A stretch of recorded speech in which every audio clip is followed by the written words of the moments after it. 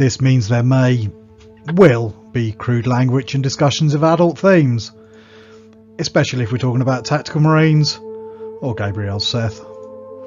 Viewer discretion is not only advised but encouraged. All opinions are our own and often given for humorous purposes. Any advice is given largely for entertainment purposes and would probably be ignored. But if you do learn something useful, count it as a win. Hello and welcome. Good evening, everybody. How are you, Tony? What's happening? Good. I'm good. I'm always excited to do a bit of painting. It's I don't get enough time these days, so I'm looking forward to it. I was going to say, join the club. We do have some people already in the chat. Cool. 8 people. And I put up a poll tonight. It's a very simple poll. Did you like the Blood Angels data slate? Do you want to start there? Did you check it out yesterday? I did, yeah. It was a hell of a shock, wasn't it? I know we were expecting a data slate, but I don't think we were expecting quite as much stuff as that actually dropped. Have you had a good poke for all of it, or have you just looked at the Blood Angel stuff? I have had a poke through most of it, but yeah, I mean, my first impressions of the Blood Angel stuff, or the lack thereof, wasn't the greatest first impression, I guess. Hello, Mike's in the chat. Good evening, Mike. You doing well? What were you most excited about, Tony? To be honest, it was the that new Custodes detachment that's really sort of caught my eye at the moment. Okay, cool. I liked the Grotmas one, but it wasn't very competitive, but it suited my silly play style and sort of narrative game mode, and this one does the same. It might be competitive. I think you could build a really broken army out of it, but it'd be one of those like super heavy skew lists that eventually will come across its hard counter, and then be boned. But I think you could build the kind of list that would mash a casual opponent. That's always fun, though, right? Which can be fun. Can be. Sorry. Yeah, I agree. Yeah. Did you look at it at all? The Custodes detachment? No, man. Yeah. Sorry, I had to film actually after I got done looking at the Blood Angel stuff last night. So, and then this week at work's just been hell for me. So, give me a rundown. The short rundown then. It's Pride of Lions or something like that's the name of the thing. It doesn't really matter. Whatever it is, it's something of the Lions. Mm-hmm. And most importantly, what it is. Oh, hello. My water pot's leaking. It's a different problem. That's not the problem I was expecting. But anyway, yeah. So problem with it is that it. The thing with it is it's built around the idea that there shouldn't be many Custodes. Okay. So the army rule is +1 to hit and +1 to wound. Oh, very cool. As long as you're 6 inches away from any other Custodes. Oh, right. Wow. Which is really quite fun because it means it kind of incentivizes you to build small armies of powerful units.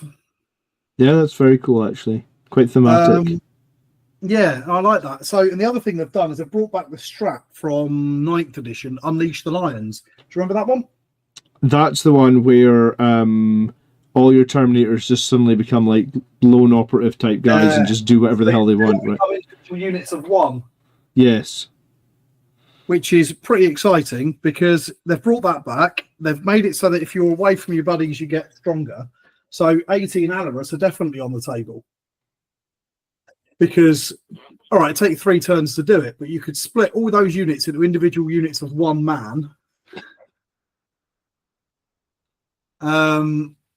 Apparently, I've lost my network connection. Can you hear me all right? I can hear you just fine, but yeah, I've lost video for a minute, I guess. Oh, it's been very strange. So you can split all your units off into 1 man and have 18 individual units running around the table. And they all get +1 to hit and +1 to wound if they're close to other units.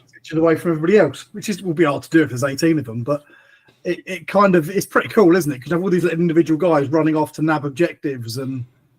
So there's no negative if you're near more than 1 unit, right? No, there's no negative. You just don't get any bonuses. Right. So when you have 18 individual units, then you're probably always going to be within 6 inches. So you're probably always getting the buffs, correct? No, you have to be away from 6 inches. That's the point. Oh, you have to be away. I'm sorry, I thought you said within. Yes, you can't be within 6 inches of another unit. Oh, wow. Okay. Which is Well, it's tricky to do when you've got so many little tiny units. Yeah, that'll be very That's tricky. kind of the trade-off you make, you know? You're like, I'm going to explode into individual units. I'm going to lose my buff, but now we can all go off in different directions. Oh, interesting. That sounds more... I thought that sounded pretty broken, that you were going to get a +1 to hit wound and there was going to be 18 of you. I was like, wow, that sounds pretty strong. So it is quite strong, but there's a little bit more nuance to it than just immediately splitting into loads because you lose all your buffs. Oh, that's pretty cool. So it's more like you desperately need to split the unit and it gives you the option to do that. Because you need someone to go and take that objective or whatever. Yeah, that's cool. Evening, Marius. How you doing? Marius got a lot of flack last night, actually, in my live stream. Why did Marius get a lot of flack in your live stream last night? Because Ultramarines got the Whirlwind nerfed. Bastards. Yeah. Oh, like, hang on. Have you used a Whirlwind in 10th? No, because it's really bad for Blood Angels, I feel like. It's tanks anyway, so... But apparently, I guess if you've got double oath from Guilliman and +1 to wound, they are obnoxious.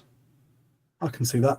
Something I was watching another channel and they were talking about it as well. And they were saying about why have they put the Predators up for all the Chaos Space Marines? Okay. Because all of the Predator variants have gone up by 10 points or so. Yes. And one of the ideas was, and it hadn't occurred to me before, but yeah, it kind of makes sense. Nobody's using Whirlwinds at the moment, are they, really? No. Ultramarines a tiny bit, but not really. Mm-hmm. That's why would they put the points up? And the Vindicators have gone up, and Predators have gone up. Nobody was using bloody Predators, really. You might see a couple occasionally, but not loads. They're not being spammed by any stretch of imagination. Yeah. That's why I put them up. Well, if they put them up, nobody will take them anymore. And then when all the individual detachments start coming through, so we're going to get all those individual Chaos God detachments. If you note, the Emperor's Children didn't have Predators and that in it. Mm-hmm. I think that they're trying to make it so that nobody uses them. So when they're not in the new codex, nobody's using them anyway. So what are you moaning about? Oh, you think it's going to be a prelude to the Legends? Yeah. I think they're making them unattractive to take so that when they're Legends, they don't get so much stick. You know, the Ballistus Dreadnought went up 10 points, and I'm pretty sure it's not going Legends, though. Yeah, but no, he's not Legends, but he was just broken.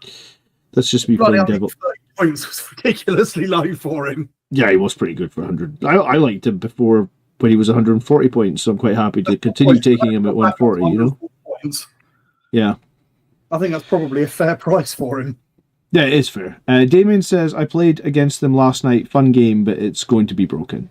I assume he's talking about the Predators. Or the Custodes, I suspect.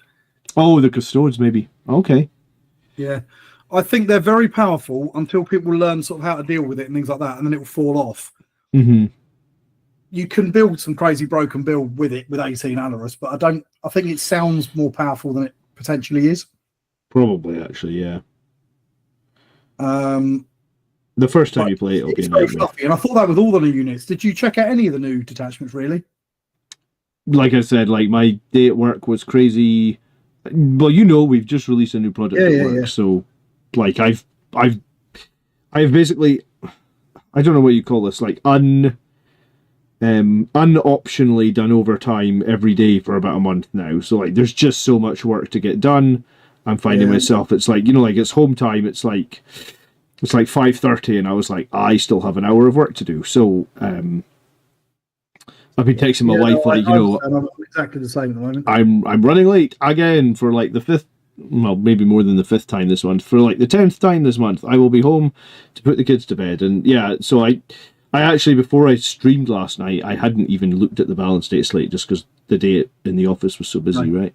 What I tend to do these days with things like that, I've just got too much bloody work to read it, is there's a few channels I know, things like Tabletop Tactics, that will have a video ready to go as soon as it drops because they're embargoed. Yeah. So what I'll tend to do is, I know it's a video, but I just put the audio on, listen to it on the car on the way home. Well, that's a clever idea, yeah. Just get a bit of a summary before, so I know roughly what to look for. I'm going to miss things. I wouldn't do a video straight off the back of that. Yeah, but for it'll sure. give me a bit of flavour for what the major kind of changes need to look at.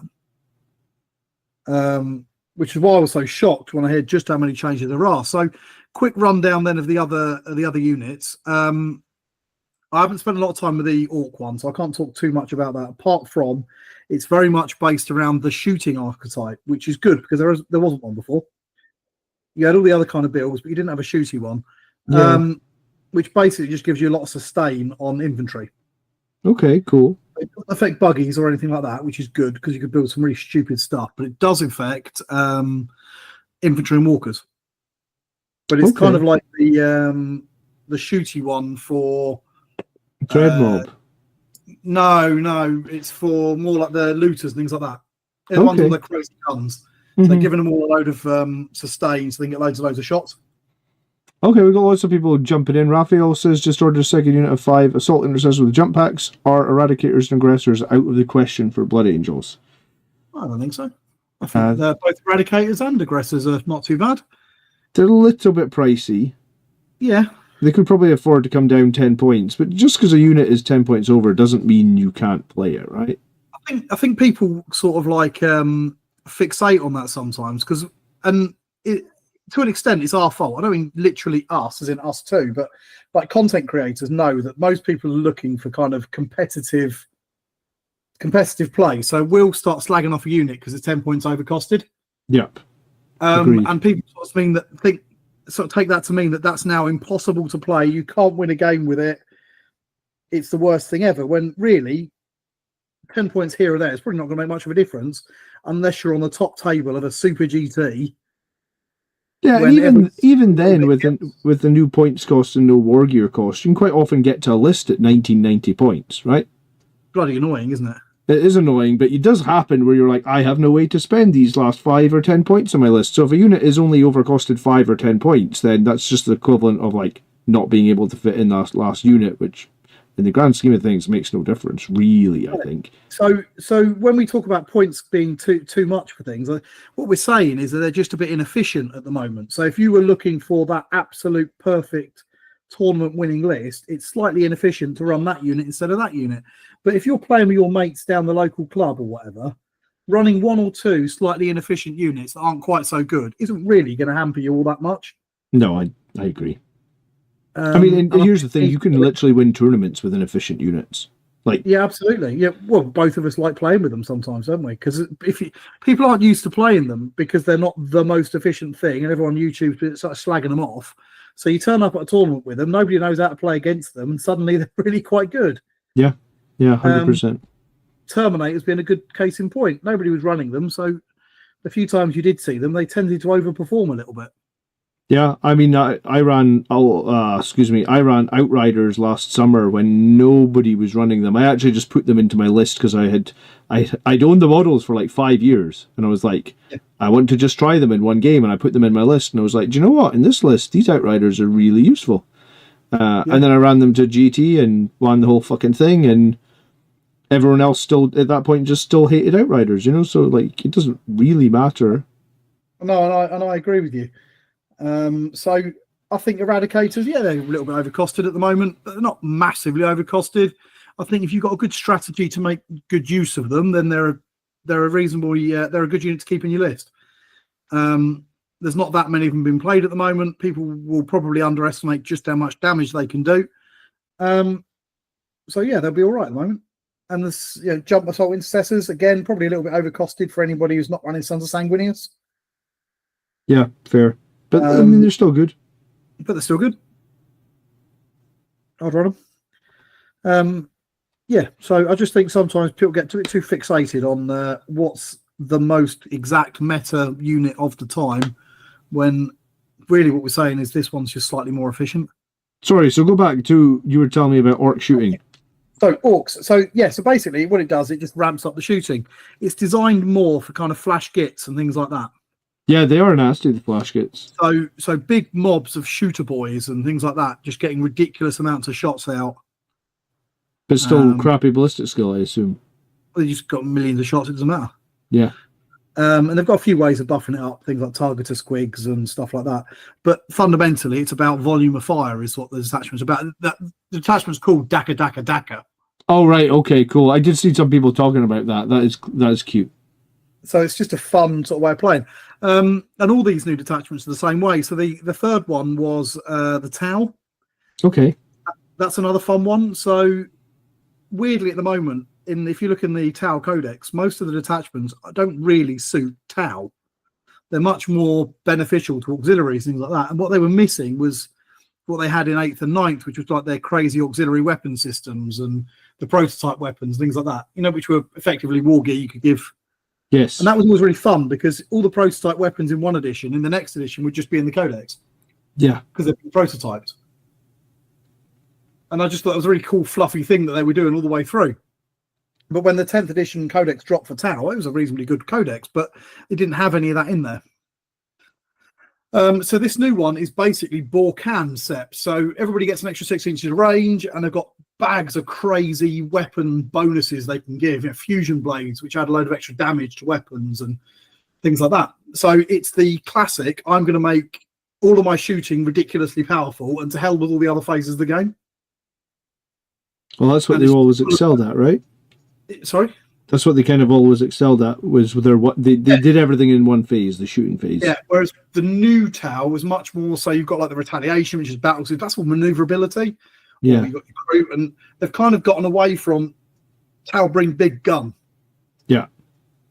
And this is back to trying to sort of keep them at arm's length. Mm-hmm. And bringing all the fun, crazy weapons. So it's again, it's a really fluffy. I don't know if it's going to be the optimal way to play it, because gun lines don't tend to do very well in 10th because they can't take objectives. Yeah, and the terrain is much more restricting in terms of like long-range firepower. But if you wanted to run that archetypal kind of Tau list, you've now got a way to do it. Well, that's cool. Which is really cool as well. And then the final detachment, this one is ultra spicy. Mm-hmm. And it might be a little bit overtuned at first glance when I was looking at it. Please God, don't tell me it's Necrons. Nope, it is Chaos Demons. Oh, right, I heard a little bit about this as well. Belcor, right? Yeah, so Chaos Demons have got an Index 2.0. They've basically got a whole new codex. Okay. But it does definitely seem... it will imply that they're not getting a codex, as it were. Oh, but they've lost a few units. They've lost all the chariots for Slanesh, which is a bit upsetting. Khorne have lost one of their special characters, so that's all a little bit sad. But a lot of the units have had a bit of a glow up. Which character did they lose? Sorry, which character did Khorne lose? What's his name? The Skull Hunter. I know which Karnak. Yeah, that's the one. So yeah, Karnak's gone. He'll still be in fantasy, though, right? Oh yeah. They're all still in fantasy. All the chariots are not still in fantasy. The chariots are quite modern models, but they've kind of lent into as they've been doing for a while, where they sort of don't really want too many units crossing over from fantasy and 40k. Yeah. Evening, Jim. Jim says hello. He's late to the party. Yeah. So where it becomes really interesting is all the greater demons have had a little bit of a buff. Mostly just a bit of wounds and saves, things like that. But it's a really exciting detachment in that it is designed. It's called Shadow Legion. Okay. And effectively, what it is if you play Shadow Legion, you can bring 1,000 points of Chaos Space Marines. Oh, cool! And not just a few of their basic infantry like Inari. No. You get the bulk of all. You get basically all of the Chaos Space Marine infantry. And a few characters to go with them. That's cool. That's kind of reminiscent of Orcs of Omen, isn't it? Yeah, it's effectively like a word bearer's detachment. Mm-hmm. So it's all about bringing this kind of combination of Chaos Space Marines and demons. Bellacor's had a massive buff. He's much more powerful. Oh, he was already pretty cool with his Deep Strike aura. Yeah, so he's become but he was a bit of a joke when it comes to actually either doing any damage or staying alive. Yeah, I suppose so. Where he's not anymore. He's got a lot more damage output and he's got a lot more defensive profile as well. Yeah, he's just become a bit of a monster, to be honest. Okay. To be fair, he probably should be from a fluff perspective. He's gone up a few points, but he's gone up by 50 points. But Egypt is like spamming in the chat saying Chaos Soup. Yeah. So it's a really cool, flavourful detachment. They've kept their other detachments. Of the course, Grotmus yeah. one and the previous one. I can't remember what it's called. Like So the index it's one, a really yeah. exciting time to be a Demons player. That's cool. Because they've effectively just had a whole new codex drop. So Without when anybody you really said they can knowing. take CSM models, you mean specifically CSM and not like Yeah, they're not bringing any Legion specific ones, yeah, but Legion at the same specific ones. time, we had sort of demons in the Slanesh Emperor's Children. Yeah. So Yeah. it's like they're sort of going the other way with that. So if you want them with specific Legion specific units, then you run them as a bonus to that Legion rather than that Legion as a bonus to the Interesting. That's pretty neat. thing. So it's really, really quite an interesting thing because this is effectively the first of the digital codexes, which people have been shouting for ages. Oh yeah, people have been wanting that for the longest time. So it's an exciting time to be a Demons player. So there's some big changes and things in there that if you just focused on your army, you won't really spot because some of these are going to be popping up at tournaments. Yeah, for sure. So whilst Blood Angels didn't get any major changes, a few points up and down here and there didn't really make much difference to anything. No, it made very little difference, I feel like. You can't get the bonus from Oath of Moment, but you probably weren't supposed to anyway. You 100% were not supposed to get that both, yeah. So Blood Angels haven't really had much of a difference, but the people we're going to be trying to kill do. Definitely have had a bit of a difference, huh? Definitely have had a bit of a difference. I am a little bit upset about the Jump Death Company remaining at 130 points. I think that's the thing. I was hoping for a drop there. Like, they are, like, I think, like, I already have a tactics video made for tomorrow, but I think my video for next week is just going to be... I'm scared if I make it, then they nerf the Sangre Guard. But I feel like if you compare those units, 3 Sangre Guard versus... hands down the better unit. 5 Death Company, there's like no comparison. The Death Company are terrible in comparison. Yeah. Sanguinary Guard are hands down the better unit we've got for sort of combat at the moment. So this is something that I was thinking about with all the sort of changes that's been going on and the nerf to the going for sort of or getting the extra buffs from going Codex compliant with Blood Angels. You still can go Codex compliant with Blood Angels. I've spent most of the edition playing Codex compliant without the extra buff, so it's really not changed an awful lot for me. You just don't get any bonuses for doing it. Yeah, but how do you think? What's the new meta kind of Blood Angels list going to look like, John? It's a good question, isn't it?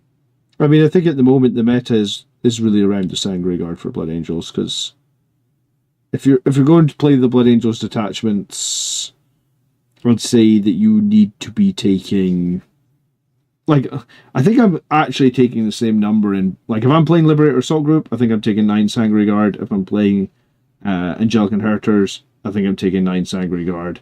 I'm not going anywhere near Lost Brethren and Angelic Host, unfortunately. Well, nobody's gone near Lost Brethren since they come out, have they? Apart from the odd crazy person that thinks it's fun for fluff. Yeah, I mean, I'm in two minds about that, right? Like, part of me thinks it's cool to have a fluffy detachment in the Codex. Yep. So, like, I possibly wouldn't mind if, like, there was one fluffy detachment, but I feel like we've got one fluffy detachment and then we've got one terrible detachment. So that really only leaves... What's the terrible detachment? Angelic Host.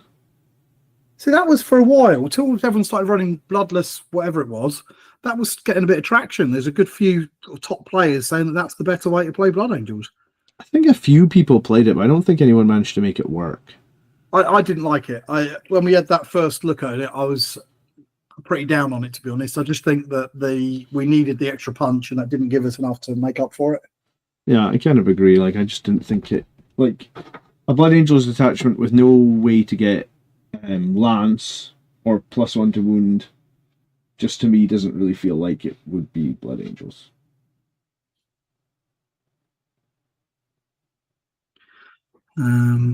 So I've been having a little think about it, and I think we're going to see a move back towards kind of the pressure lists. Well, yeah, I mean, 3 units of the cheap-ass jump assault intercessors is definitely possible, right? Yeah, I think we'll see a shift back towards, staying on Sons of Sanguinius, maybe Angelic Inheritors, but I think the problem with Angelic Inheritors to me is it kind of rewards Anvil or sort of like hammer units. Big units of Sanguinary Guard or big units of thing with character. And I think that the way that with Eldar and things in the meta at the moment as well, I think we're going to have to shift back towards MSU. Yeah, I mean, Liberator Assault Group does MSU very well. Yeah, so I think we'll see Liberator Assault Group, a lot of MSU, and kind of this pressure-based playing. You know, I hate the term and I hate the way of playing, but sort of trading. You want the minimum amount of pressure and the minimum amount of strength to do what you're trying to do. You know, lots of little units that can kill off midfield chaff, so you can wave base it. You know. Yeah, I mean, like units jump insults, then you, and so on and so forth. It is a strong way of playing. I kind of agree. And then you keep the pressure up, and you hope to overwhelm over a few turns. I don't think we're going to see a return of the. I'm going to try and get in combat with absolutely everything in turn one. I don't think that's going to work at the moment. There's too much uppy downy. There's too much powerful units that can delete a thing. You know, we've seen the Eldar, and I know lots of people are quite excited about a Saruman. Yes. And his ability to kind of basically he'll kill one unit dead. There's not a lot you can do about it. So you don't want big expensive units when there's lots of ways of killing one unit dead running around. Yeah, I mean, Eldar of like Fugan is ridiculous if you attach him to some fire dragons as well. I feel like. Yeah, absolutely. So I don't know. I just feel like we're going to see MSU, lots of waves of stuff, that kind of building the pressure. How would you Sanguinary Guard back to the later turns? That sort of play. Yeah, that's fair. I think I can't remember. Fugan's either like Melta 4 or Melta 6. I think I remember it being sort of borderline ridiculous, right? It was ridiculous. When we went through it on that video the other week, it was kind of, this is daft. Yeah, so if you didn't see last week, we had a first look at the Eldar Codex, and what's funny about that is like the whole time through that video, you guys were like, John, remember not to show your Eldar Codex code, remember not to show your Eldar Codex code. And It was like, honestly, the night before that video was going out, I was like, oh crap, that video is going out, and I didn't put my Eldar Codex code into my app yet. Is someone who watched the video going to get to steal my Eldar code? So I honestly put it in at like midnight the night before that video went out, which was kind of funny. So I didn't get it stolen, so that's good. Well, that was the important part. Yeah. I haven't made an Eldar list or anything yet. But I have won the last 2 games I've played now with Angelic Inheritors. So yeah, a lot of people still really prefer it.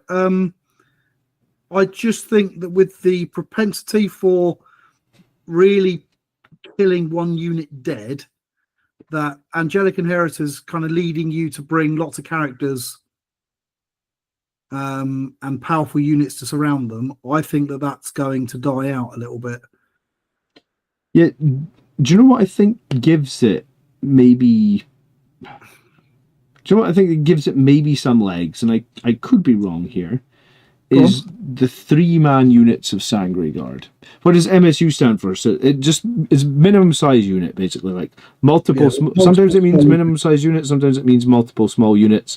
It means lots and lots of cheap units that can basically trade their points away. For example, jump intercessors are a perfect example because they are like 90 points, and most of the time, if you charge anything with those jump intercessors, as a Blood Angel, you will kill more than 90 points worth of stuff. So you essentially, the whole game becomes a trading game where you are willing to sacrifice your 90 points of MSU to trade up for something that costs more than 90 points, which they will kill, right? Yeah, I think the thing about, I don't know yet because I've only won 2 games now with Inheritors, but the thing that I thought about it was like those little units of 3-man Sangre Guards are very, very good because people commit into them thinking, oh, it's only 3 Sangre Guard. I don't need to commit too hard to kill that. And then it's like, but we're -1 to wound. And we're -1 to hit. and we have an invuln save, and we can Armor of Contempt, and we are 3 wounds per model. So there's something to be said about, like, yeah, I mean, I guess if you're playing against, like, a Greater Demon that has a big cleave and has, like, 18 attacks and is very good at killing 3 wound models, then you have a problem. But if you're playing against some, like, average thing where they just charge you with a guy with, like, 2, like a 2 damage weapon is inefficient, and let's say he's got, like, a 3-up ballistic skill. Okay, now he's only hitting you on 4s, and let's say you would normally be wounding you on 3s or something. Now he's only wounding you on 4s, and then you can Armor of Contempt, so now you're saving on, like, 2s or 3s. Like, suddenly that very small, cheap unit of 3 Sangry Guard become very difficult to kill. Yeah. And I played last week against... it was actually Chaos Demons last week, and, like, they bounced off the Sangry Guard, like, 4 times or something. Like, the end of the game was brutal. It was just like, okay, you've charged 3 different units of Sangry Guard, you've killed, like, 1 guy out of 1 unit, 1 guy out of the other unit, and then nothing out of the last unit, and now you're losing this game horrifically, right? So I think Inheritors has some legs. I don't disagree. I just wonder if you'd get more benefit out of the little 3-man units in Assault SOS, just because they would hit a little bit harder. Yeah, I mean, because they're going to be basically the same defensively. Yeah, of course they are. Yeah. But you're just going to get that little bit more of a punch, and maybe running sort of 3 units of 3 of those, or 2 units of 3 in a Dante unit if you wanted a bigger hammer unit, and then a shit ton of little assault jetpack intercessors and things like that might just be a more effective way to play into some of the sort of the big boogeymen that are running around at the moment. Yeah, I do think that Liberator Assault Group is a good attachment. Like, I enjoyed playing it at the tournament. I would have liked to play it at another tournament. I may still end up playing it at another tournament, you know? Yeah. Like, I think it's a good attachment. So, is Dante with 6 Sangry Guard, 2 captains with 5 jump, assault intercessors, and angelic inheritors a possible way to go? I mean, it's a possible way to go, sure. I think you're spending too many points on characters there. Yeah, I tend to not have jump intercessors led. I think I just tend to like to trade them away and not put a character with them. Like, they've got no, like, jump intercessors have no survivability. So if you're attaching a character to them, basically your opponent kills through 10 wounds and then kills your character, and you might have been better just taking an extra unit of jump intercessors as opposed to the character, right? Yeah, that's how I feel about it. I'd rather, or if I'm going to take, there's nothing wrong with having a captain in there, but you're making what is a cheap throwaway trading piece into a now something you can't really afford to throw away just to clear off someone off an objective and then die to the counter-strike.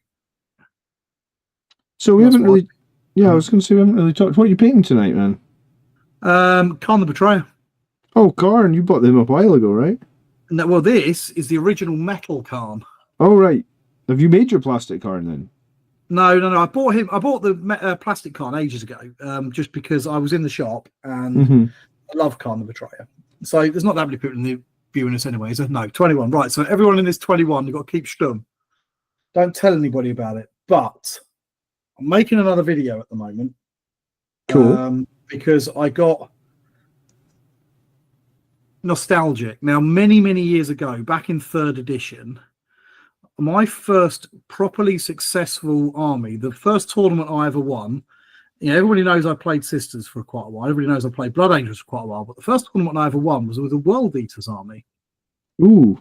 That was back in 3rd edition. And it consisted of this Khan. Yes. And as many rhinos and berserkers as could fit in 1,500 points. That was it. Which back in the day was probably about 6 rhinos and 60 berserkers, right? Yeah, and that was it. I didn't bother with anything else. And I just wrote off the fact that I couldn't hurt vehicles, because that was back when you had armor value, so you literally couldn't hurt vehicles. Mm-hmm.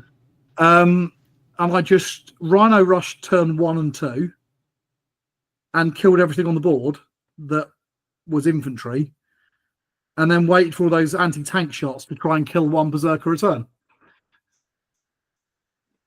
And scored all the points. First tournament that I seriously entered, and I won it. and it was such a ridiculous mean list. It shouldn't have won. If I'd run into the wrong army, I wouldn't have done. I'm under no illusions that it was my good generalship, because there was no tactics whatsoever. I played the classic World Eaters. Everybody runs forward as fast as they possibly can and charges everything they possibly can charge. Anyway, it was all based on a White Dwarf article that had this sort of story about Khan and his kill counter in his helmet. Okay. I read it in White Dwarf, and I had no interest in collecting Cal Space Marines, but this story was just so cool, which is why I did it. But that was it. That was the only time I really played with them. After then, I started playing. Tau got released, and I bought the Tau, and I had a really bad time playing Tau, so I sold those and bought Sisters of Battle. And I gave away my World Eaters many, many years ago. Anyway, Khan was calling to me. Metal Karn. So where did you get Metal Karn? eBay? No, they made to order him a little while ago. Oh, cool. Okay. And I've had him in my drawer, and he was sort of like calling to me. And then I reread that old story because I found my old copy of White Dwarf, because I've got loads of old White Dwarfs, things like that. And then the next thing I know, I was, well, Next thing you said you were shouting Horus and you decided to pick Karn. Yeah. Anyway, so what I was trying to do was what I'm trying to do in this video is I thought it'd be quite fun. We do lots of our getting started and things like that when we do the video episodes. Mm-hmm. Well, I thought it'd be fun to do one, if that makes sense. So rather than just talk about how you get started with a new army and things like that, well, I'm going to get started with a new army. I'm going from scratch. The only thing I've got is Khan. Or I've got 2 Khans. This one's not going to go in the army because I've got modern Khan as well. Mm-hmm. But I'm painting this one for fun, and I need to do some tester models. But I thought it'd be quite fun to do a little video on sort of where you go when you're first starting. So what's the first things to buy and why you might want to buy those, and working out a colour scheme for your army and working out a painting plan. Whether you want to go out and buy 2,000 points off the bat, or whether you sort of build it up, and what sort of units are your first ones for that, and this sort of stuff, the kind of questions that we talk about a little bit. But you, myself, Mark, we haven't had to do that, or really haven't done that in many, many years. Yeah, very true. I know you've just got an Eldar army, but you didn't build the Eldar army, you bought an Eldar army. Yeah. So you're not exactly going through the classic, what's my first unit going to be? No, and how do I figure out my colour scheme? Is this a good unit to get started with? This is my first list. And this sort of thing. Dr. Akushala is asking if he thinks 2 Vindicators is still good. Yeah. I think it's still fine, 185 points. I thought they would go up to probably 195 points, honestly. I thought they were going to knock on the door at 200, to be honest. Yeah. I'd have probably still played them at 195. I'm 100% going to play them at 185. They were, I think, when they started out the edition, kind of somewhere around there. I think with the start of the edition, they were 210, and then I think they dropped to 195, and then I think they dropped to 175. And I ran them at 210, to be honest. Yeah, I think I ran them at a tournament at 210, yeah. I've been running them for the whole edition. I ran them for the whole of last edition as well. I thought they were good when we started. I still think they're good now. They've been my kind of major firepower in every list I think I've run seriously since 9th edition. I'm not going to start changing that now. So I didn't run them when I won the GT in the summer, but that was just because when I was playing that list in the summer, it was a conscious decision to have as little points spent in fire support as possible. Like we talked about already a little bit in the stream, I was doing Liberator Assault Group. I wanted a crap load of trading units. And how do you do that? Well, you keep your fire support to an absolute minimum. So, I think when I won the GT, I had 2 units of Jump Intercessors. I had 2 units of Death Company. I had 2 units of Outriders. I had 2 units of Scouts. It was just like it was like Noah's Ark. I was just getting 2 of everything. Because it was just like I just want to be able to trade with anyone and everything, basically. And I think that's the way that it's going to move from a competitive meta at the moment. I think that's still strong. I think if they knocked the Death Company down 10 or 15 points for the 5 with jump packs, then we'd probably see that as like the strongest way. D6 damage is so swingy, says Dr. Akushla. Yeah, but it's not really a problem when you shoot like 10 fucking shots and you wound like 8 times and then they fail like 5 saves. So usually when I'm rolling damage for a Vindicator tank, it's like, all right, I've got 5d6. So yeah, it is swingy, but when you're rolling 5d6, it's not really a problem, I feel like. Yeah, and when you're bringing 2 of them, yeah, the d6 damage. Yeah, the damage really isn't a problem, I feel like. For a big chunk of 9th, I was running 3, and I just used to say, right, what unit am I going to delete this turn? Yeah. Do you know what? We were playing last week, and I think for the first 3 or 4 times in the game, when I had to roll the number of shots for the Vindicator tank, right? I rolled a 6. So it was like turn 3 or something, and I was about to shoot my Vindicator tank, and Colin's like, it's going to be a 6 again, isn't it? And I was like, well, if you want, I won't roll it, and we could just call it a 6. And he's like, no, you've got to roll it. And I was like, well, it's a 6 every time I roll it, so let's just call it 6, shall we? And he's like, no. And I was like, all right, fine, I'll roll it. And I rolled a 5. It was actually quite funny. Because when you're playing Angelic Inheritors, every single time the Vindicator tank fires, you're usually giving it sustained hits. So... yeah. And it's usually got Oath of the Moment. So 8 strength 14 d6 shots with Oath of the Moment and sustained hits. It's not really that much worse than 9 strength 14 shots with d6 damage and sustained hits, is it? No. So I just think Vindicator's absolutely brill. I really do. I think this will be the last edition. I think there'll be Legends. I'll be a little bit sad, but I think that's what's going to happen. Yeah, well, again, there were another unit that I've ran since my metal one in 3rd. Yeah. They've always been my favourite tank. Even actually, like back then, it was lobbing pie plates around. Remember that? Oh, because it had blast markers, yeah. The big blast marker as well. And it could scatter. Yep. And occasionally blow up all your own men, but that was the fun of it. That's true. Grenades back in the day could blow up your own men. Yeah. Wasn't there a rule at one point that your guy could just drop the grenade? Like, he basically fucked up and just dropped the grenade at his feet, or am I imagining something? Yeah, there was fumbles, but I think that was back in 2nd edition, that was. Fumbles, okay. Yeah. Good times.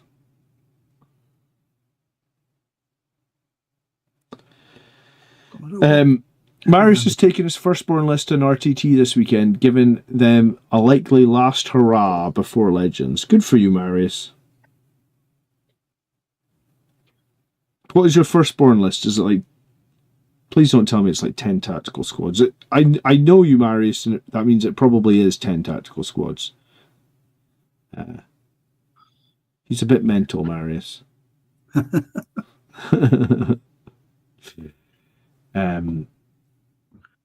Yeah, I was actually half thinking about painting a Vindicator tank tonight because, of course, the unit that I have been painting the last couple of weeks, which was my company champion, as of the points increase yesterday, I've had to drop my company heroes, which I feel very sad about. Yeah, they took a bit of a hit, didn't they? Yeah, well, something... I guess I'm back to the experimental stage. I thought I'd figured out my Angelic Inheritors list. Like I said, I won 2 games in a row. Now I'm back to... Not square one, but back to thinking about what you're gonna. Yeah, how I'm gonna make this work.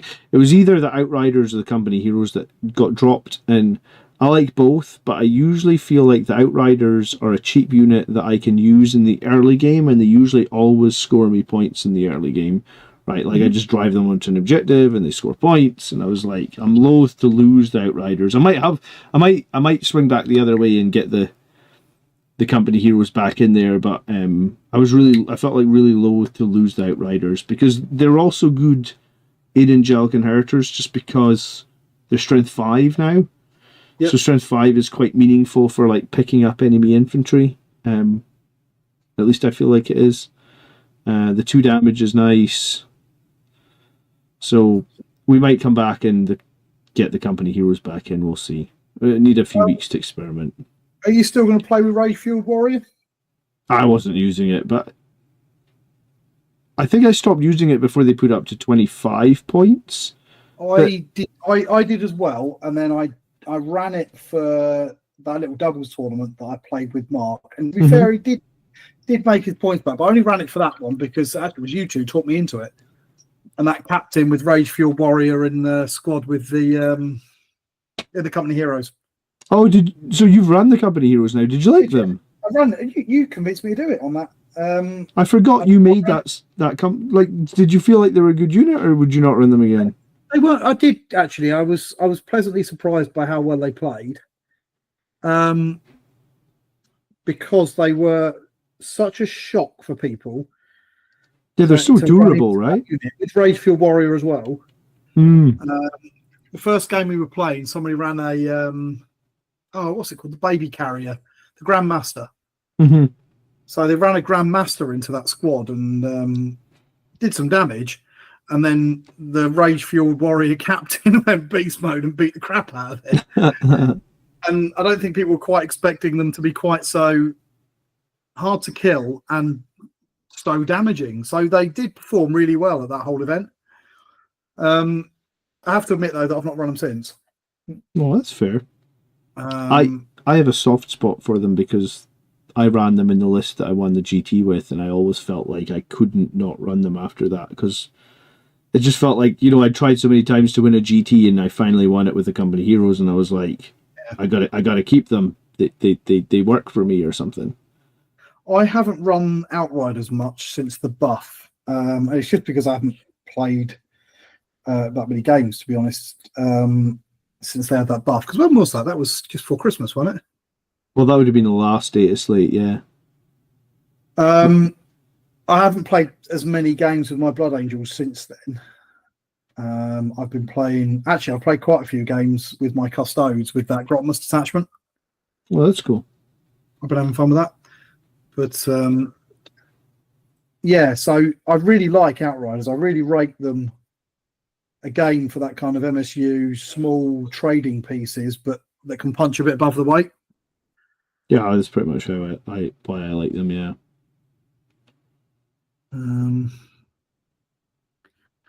So I think you probably made the right choice keeping the Outriders over the company heroes.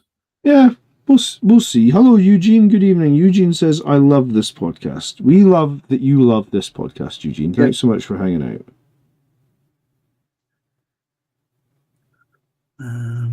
So, yeah, I think you've probably made the right call on that.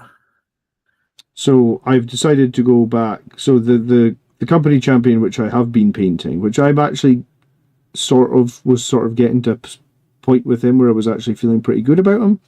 I have put him to the side, and I have grabbed this jump captain that I've been painting, that I bought, I guess, remember when I guess it was when like the jump assault intercessors came out. Yep. I bought this with him. I bought the Space Marine captain. So I guess this probably at this point I must have had this model for about a year. I feel like jump assault intercessors might even be longer than a year, like 2 year and a half.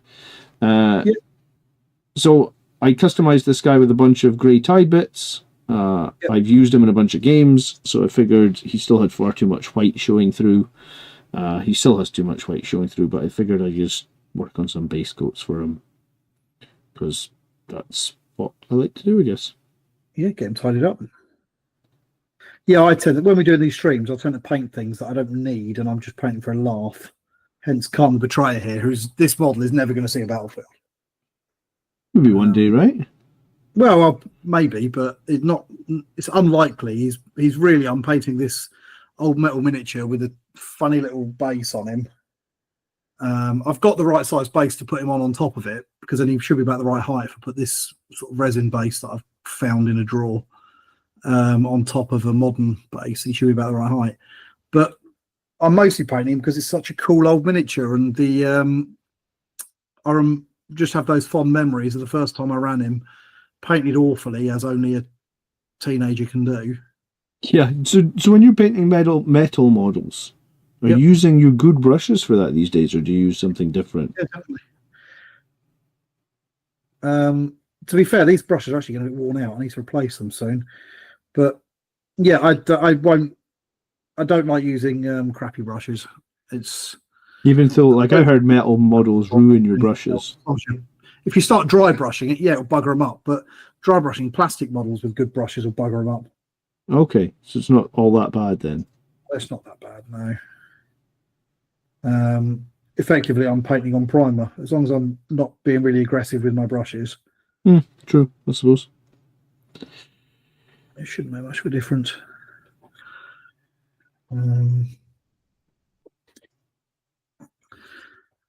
Oh dear. The only thing is also these old metal miniatures is they are really hard to paint.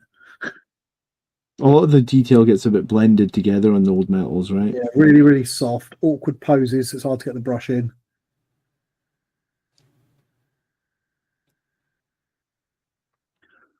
Hazard Star, good evening. Phil is in the house, good evening. Marius's battle company is 6 tactical squads, 2 devastator squads, 2 assault intercessors with jump packs, which he's proxied. I assume he's using assault marines. Yep. A drop pod, 2 rhinos, a box knot, and a captain. So it really is the who's who of firstborn marines, isn't it? Yeah, that's a really cool list. It will do crap, but it doesn't matter. Yeah, coolness and competitiveness do not fit in the same sentence for that list, I guess. Yeah, it's a rare time when the coolest list is also the most competitive list. Yeah. So when did you start playing 40k, Marius? If that's your list, many years. I've got this stupid little this captain has this stupid little like half cape on his back, right? It's just like this little cape sitting out of his jump pack, and I have no idea what color I'm painting it. Cream is probably the standard, isn't it? I was thinking cream, but I was kind of half considering purple. Yeah, I do a lot of purple cloaks. I've always thought purple cloaks look good. I did the company, the company champions cloak. I did purple. Yeah. Maybe I'll do purple. So I'm just not sure I want to do it cream, I guess. It's, to be fair, cream is a pain in the ass to paint, isn't it? Mm-hmm. It can to be. Get a nice finish on it.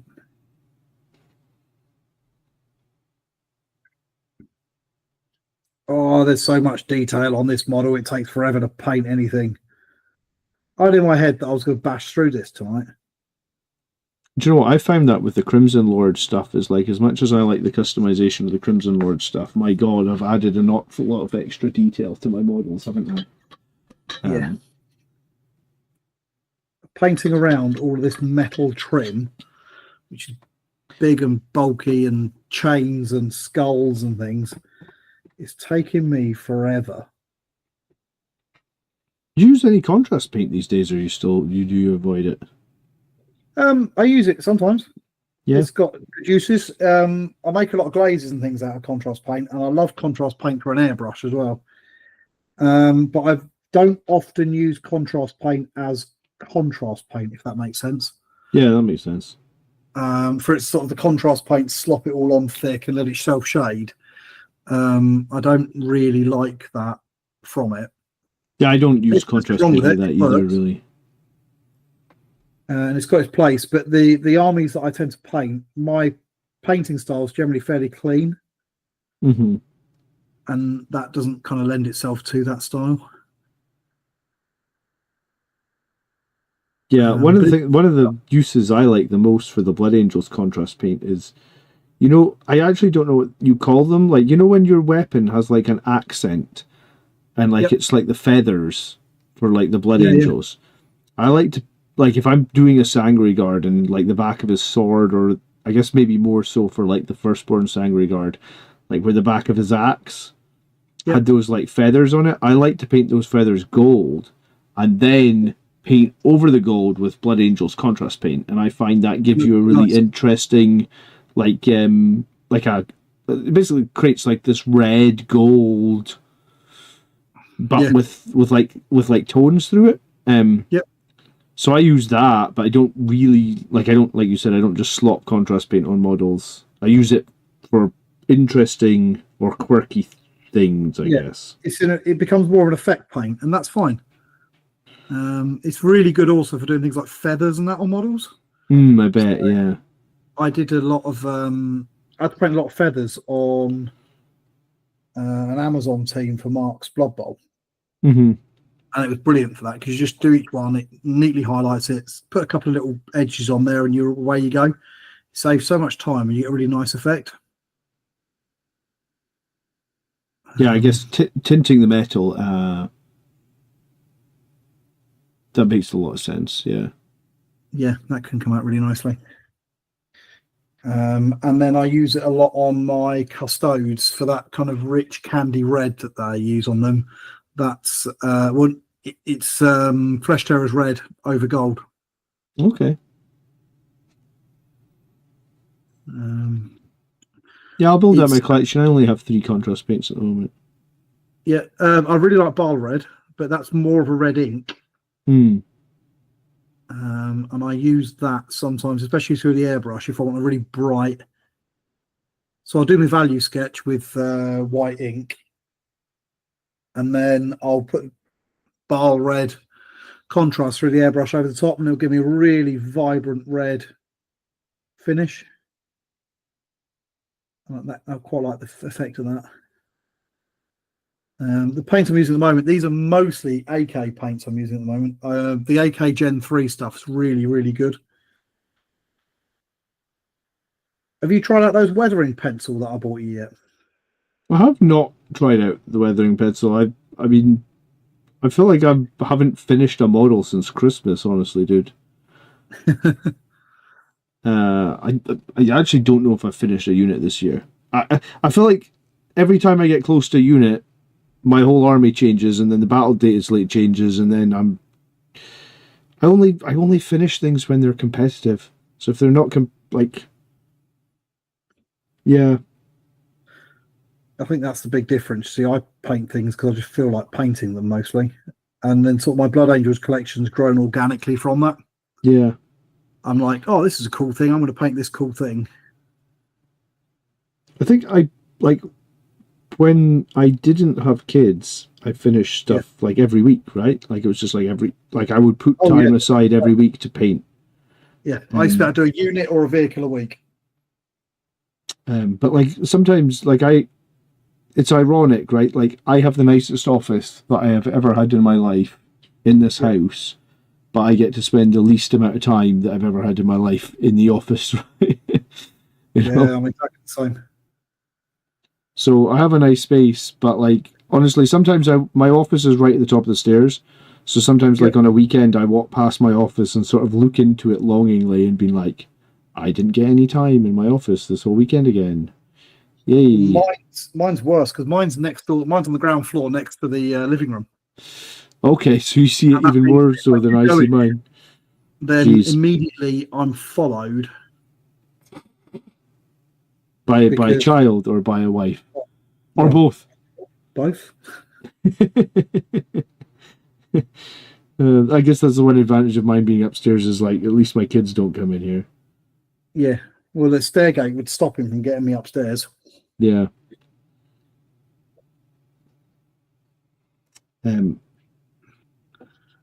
I hate trying to paint and like the bits behind these fucking wings.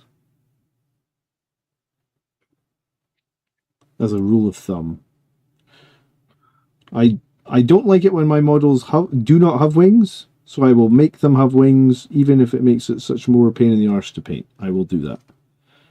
Yep. I do like the wings. I'm not a fan of greebling, as you know. I tend to prefer like smoother surfaces and whatnot, but I do think the wings make they just look cool on Blood Angels units. No, I do call it my office. I don't call it my toy cave. I guess Espa. Yeah, there as well. Yeah. Well, that's why then. I sent you some of those Crimson Lord bits, right? You did, yeah. Have you made anything with them yet? I've messed around with them a little bit. Oh, have you? Cool. I did pay for the STLs. Oh, you bought the STL. I forget you have a 3D printer. Yeah, so I've got a load to play with, and at some point I'm going to make a load of. I'm going to use them to dress up my death company. Cool. Yeah. The eviscerator that came with it is pretty nice. Yeah, that's what I thought. And there was a couple of other. I like some of the heads, especially. They can be a little bit brittle though, right? Because I dropped one of the Crimson Lord kits with the eviscerator and it just snapped right off. I was like, Yeah, it's the "Ugh." downside to the resin. They've used them all sort of standard resin. I use on my printer. I use an ABS like resin, which is a little bit more flexible. And they don't Okay. break so easily. So But yeah, I if you broke a resin, eviscerator right in half, and I was very upset with myself. I don't know if you remember some of the old Forge World kits were buggers for that as well. Oh yeah. Um, you know the And that's Atropos, the Forge World Atropos. oh yeah, Andrew went to a tournament and borrowed an Atropos from somebody, right. and he knocked it off the table by accident. Oh, that would explode. It did explode, and like 6 months later, the guy said to him, "Was like, hey, do you know where my Atropos is?" And Andrew wasn't even sure where it was.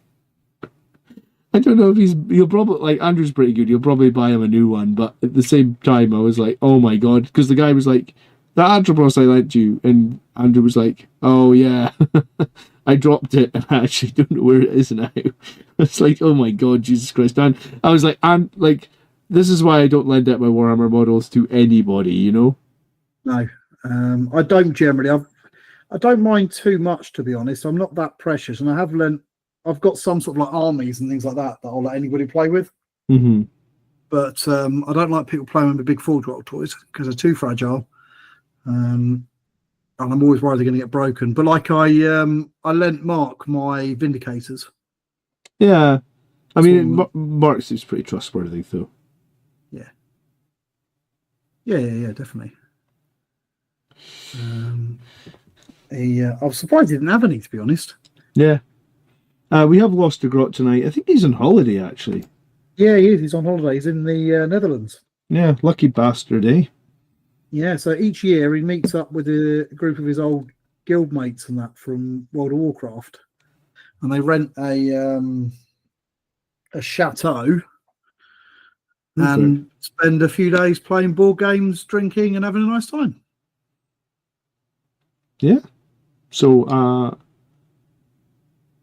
Hazard Star says I brought a bit off my Telemon, moving it from the case the other day. Yeah, Yeah. it happens. Yeah, I do remember the assassin that I stepped on, yes. I actually managed to glue that thing back together somehow. Super glue. Yeah, Andrew had like the Calidus assassin right in the corner of the board, you know?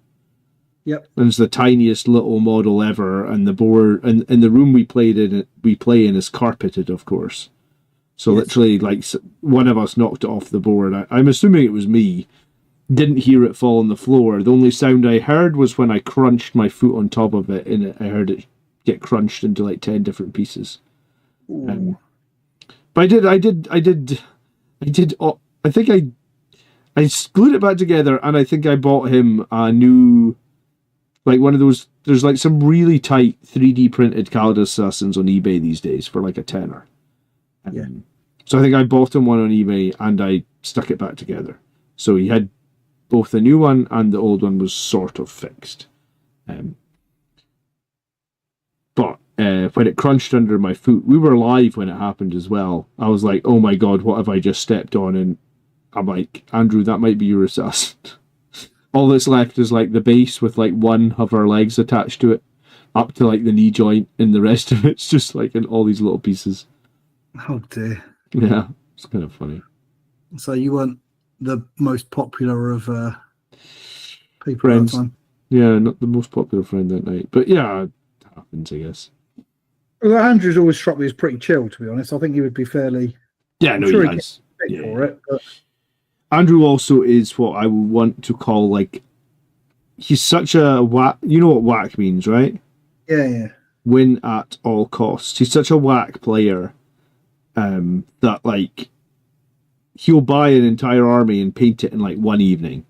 So like, I guess if you're going to paint 1,000 points in an evening, Yep. the quality of your paint job is like 3 colors, very rough.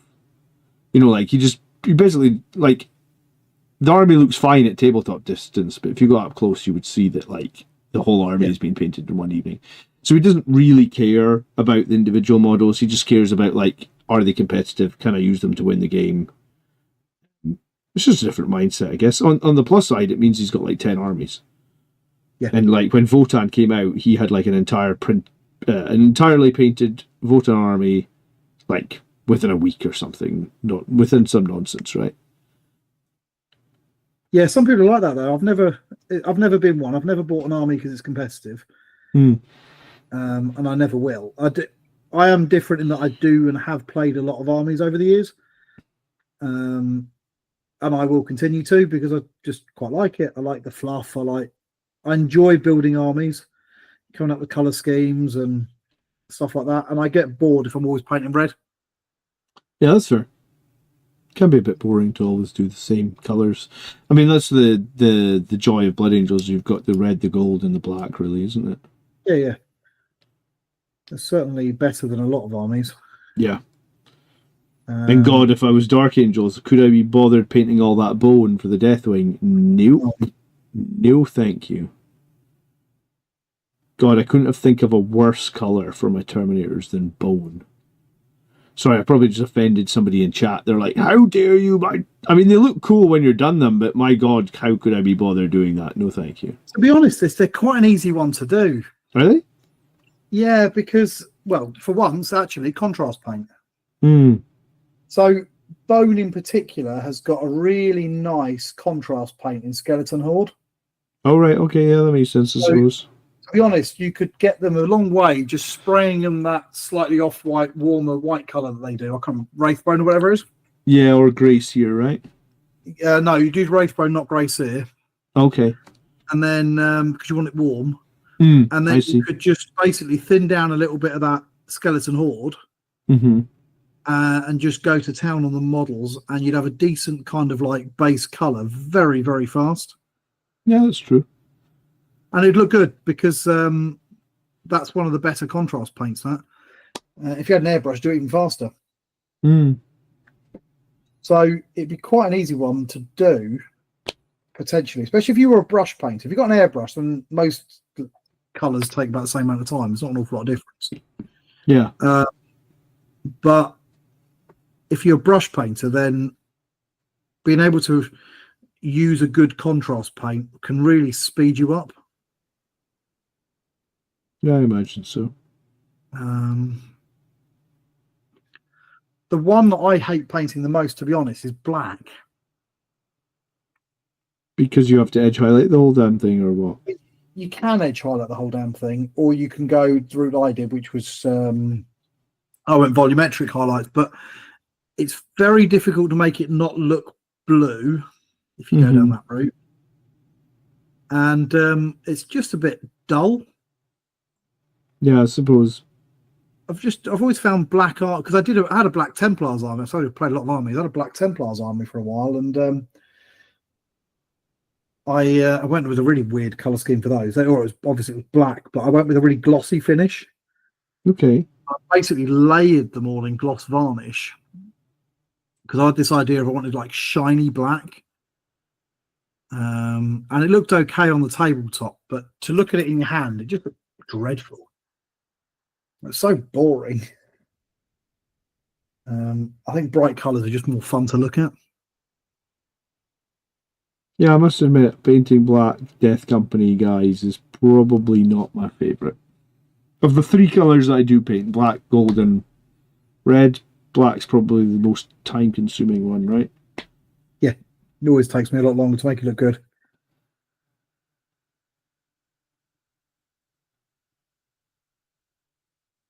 This AK black red paint, I was going to use Corn Red, to be honest, because that's a really nice, it's one of the better GW paints. Okay. Going over black. And it's got this kind of like slightly desaturated crimson look to it. And I rather like it. But I thought, hang on, I've got this black red from AK that I haven't really used for anything yet. So the paint's called black red? This was the one that I'm using here called Black Red. Yeah, Well, quite literally Black Red. I don't know if it come out on the thing. no. And it's got really good coverage. Actually, I'm really quite impressed with it. My color looks a bit funny because it's massively overexposed on the camera. I was going to say, it's hard to get the models. Mine looks probably equally as bad. Because I have a light right above my model, and like there's 2 lights on this model, so I can see everything. Yeah, I've got 2 very bright lights on it, and the camera can't really cope, so it kind of overexposes it. Mm-hmm. So it's blown color out, and it looks much more pale than it actually is. But you have to take my word for it. It's a really nice, rich, deep red color, and it's going on really nicely. So if I was ever going to do kind of a flesh terrors in the kind of more traditional way of painting, and sort of layering up over a black undercoat, I think where I'd start. I was going to say, Mario says he has a black dry brushing video on his channel, but it's not a great video, but I'm proud of the technique. How's your channel going, Marius?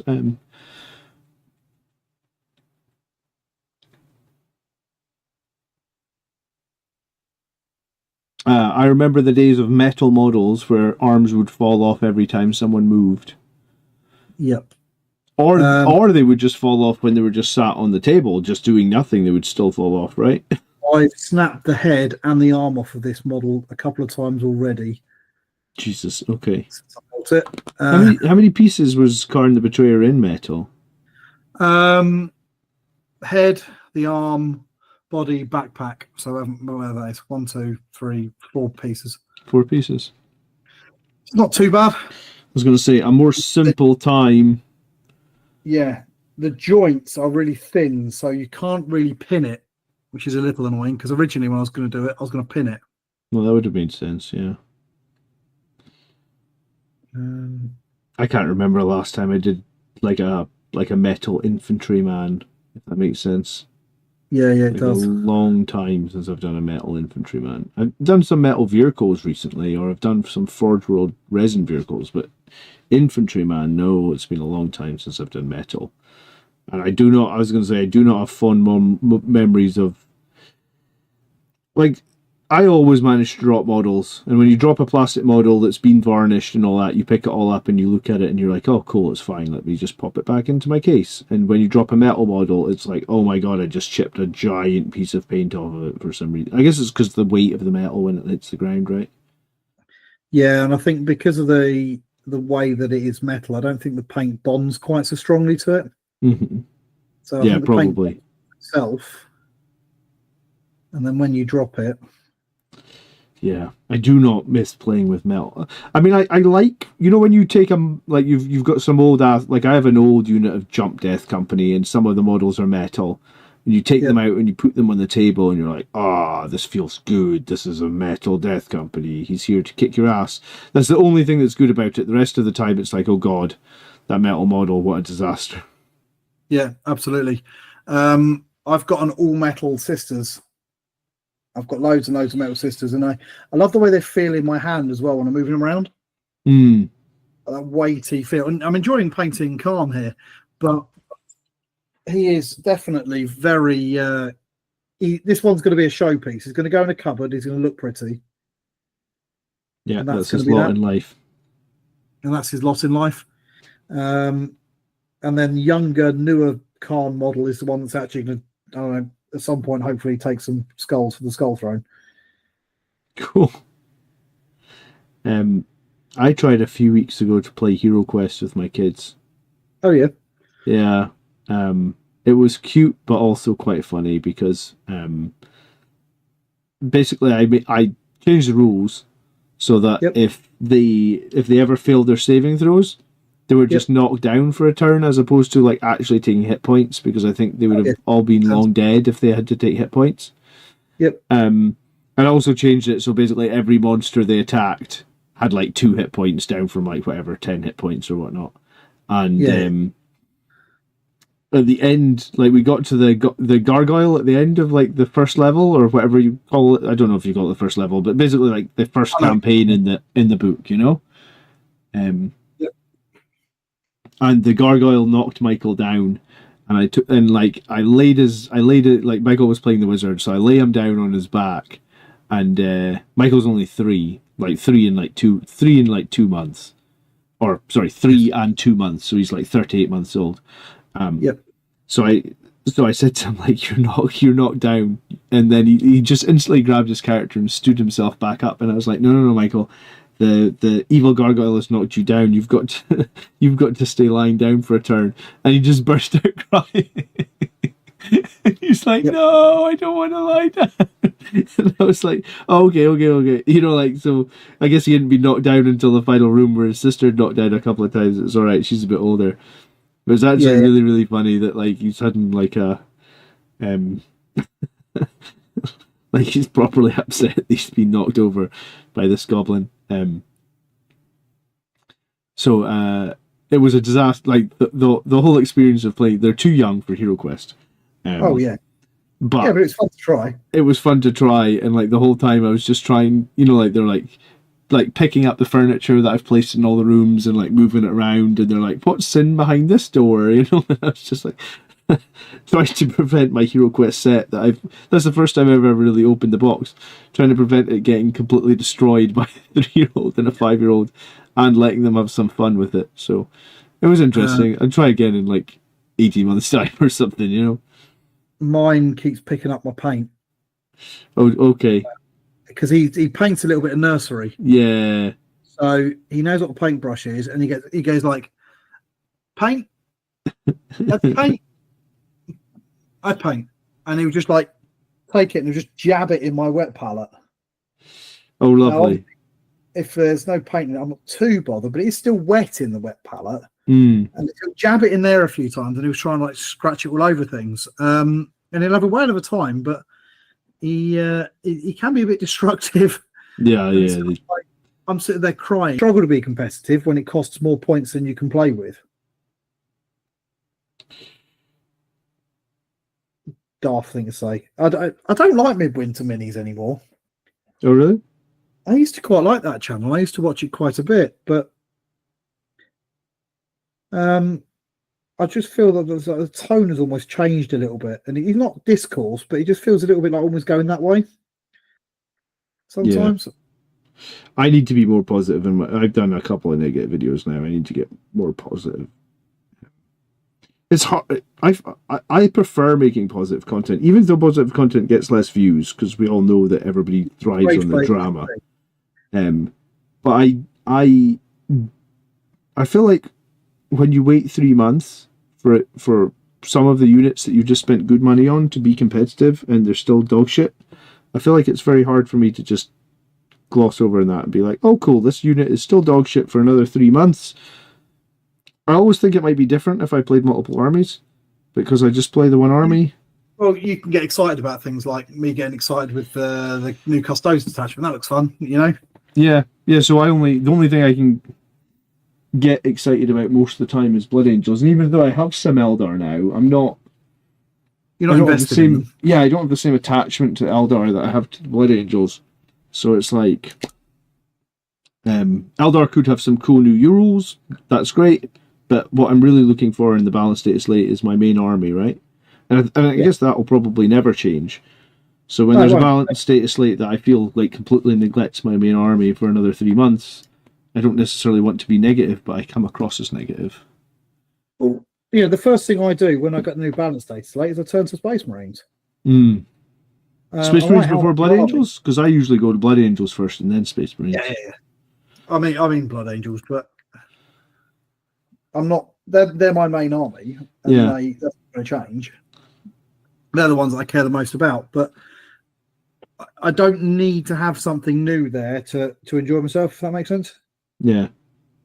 This balanced data slate, apart from making a couple of the units that I use go up by a couple of points in the Vindicator, really has made absolutely no difference to my list whatsoever.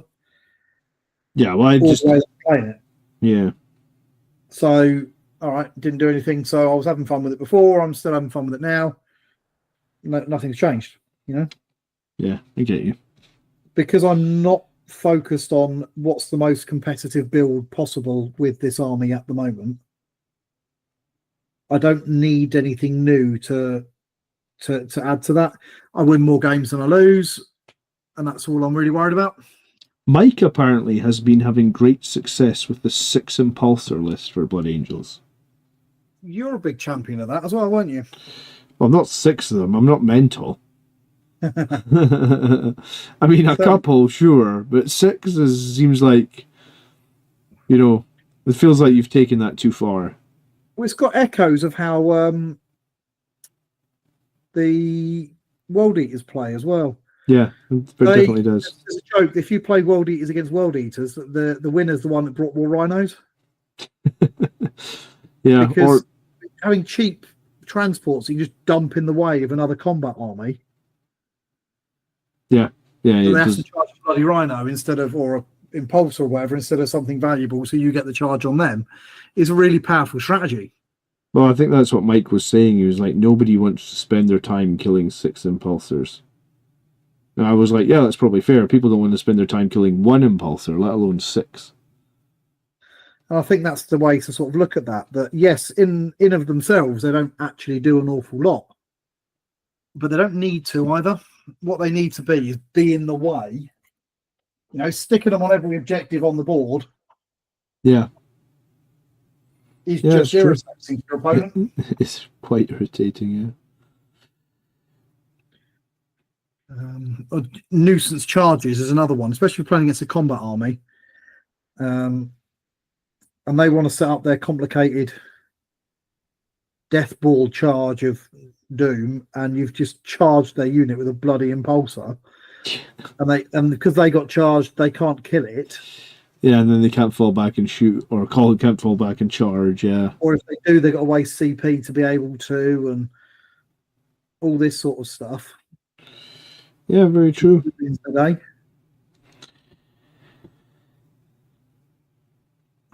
So yeah, I quite like the multiple transport sort of list. Yeah, I think I kind of like it as well. I just don't have 6 Impulsors, I guess. I don't know many people who do have 6 Impulsors. No, I don't. I own 1 Impulsor and it's still in the box. Oh, you never had one, no? I've never run one. No, I just actually that's sort of a lie. I've run a Gladiator as one before, but and just taken the turret off. Mm-hmm. Yeah. But I don't like the model very much, to be honest. Oh, pity. And because I'm such a model-y sort of person, a crappy model is much more likely to put me off than crappy rules. It's a bit like I've got 15 Desolation Marines sitting somewhere in a drawer that I haven't even built because I think the model's bloody ugly. I don't care about the rules. I think the model's bloody ugly. Yeah, I don't think Desolation Marines were a giant hit, were they, in terms of aesthetics? Yeah. I think that would be fair to say. I mean, I don't think suppressors were a giant hit. It seems like they try and give Space Marines big guns and people are like, we don't like it. Yeah. I remember when the suppressors were first teased and it was like the Space Marine with the autocannon, everyone was so excited. Oh my God. I thought they were going to be really cool. I could imagine sort of jumping around, doing some DACA, and actually the way that their rules worked, and still to an extent, was the fact that if you move them, they become shit. What's the point of having a jump pack then? Yeah. Are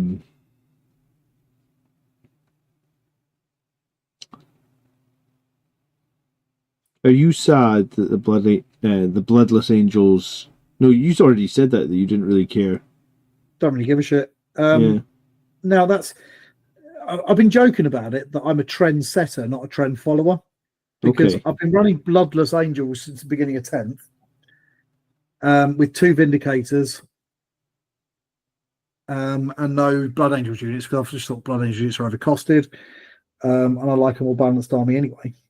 Yeah. So I just found it really funny that after a year or 2 years of playing 40k, everyone started copying my army list. I saw a couple that were identical to things that I've been running for bloody months. I just found that really quite weird. I guess, like you said, you're the trendsetter.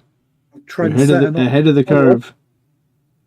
I was never running it because it was particularly competitive. I ran it because Blood Angels are Codex compliant. They've always have been. Yeah. They've got a fancy honor guard unit and they hide a death company, but nobody knows about the death company because they don't publicize the fact. So if they ever deploy it with other legions or anything else, they wouldn't bring the death company anyway. So playing them basically as Red Ultramarines is kind of how they're supposed to be played anyway. By the fluff. Yeah. You read any of the books, Mephiston's not wandering about with a load of gold and shiny sanguinary guard, or Death Company is walking about with intercessors. There were tactical squads back in the day. Or tactical squads before. So I think that leaning heavily into Blood Angel specific units was not very fluffy, which is why I wasn't playing like that too much. That's fair enough. But I do think now, probably, if I was trying to win tournaments, I do think you would bring Sanguinary Guard. Yeah, I mean, I think they're the best thing we have in our codex, probably. I think they're the best. They're certainly the best Blood Angels unit, and as a high-speed melee unit, there's nothing else in the core codex that kind of matches to it. You know, I prefer Terminators to Blade Guard. That hasn't changed. I still do. They are a bit slow, but I like the resilience. I like the fact they've got a decent bit of shooting, so I don't feel quite so bad sticking on an objective because they're still able to contribute something. Yeah. Blade Guard shooting is actually good. It's like it's non-existent. Doesn't do anything, isn't it? It's like 2 bolt pistols and a Volkite pistol. The Volkite pistol never does anything, and the bolt pistols once per game take a wound.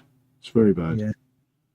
Whereas the Terminators with their Storm Bolters and the Cyclone missile launcher and that can actually put out a reasonable amount of chaff clearing, and occasionally a rocket goes through. You know. Yeah, very occasionally, but it does happen. All right, I think I have 90% of the damn white that was sticking through on this model covered up. So that's something. Lots still to do, but good to get rid of all the damn white.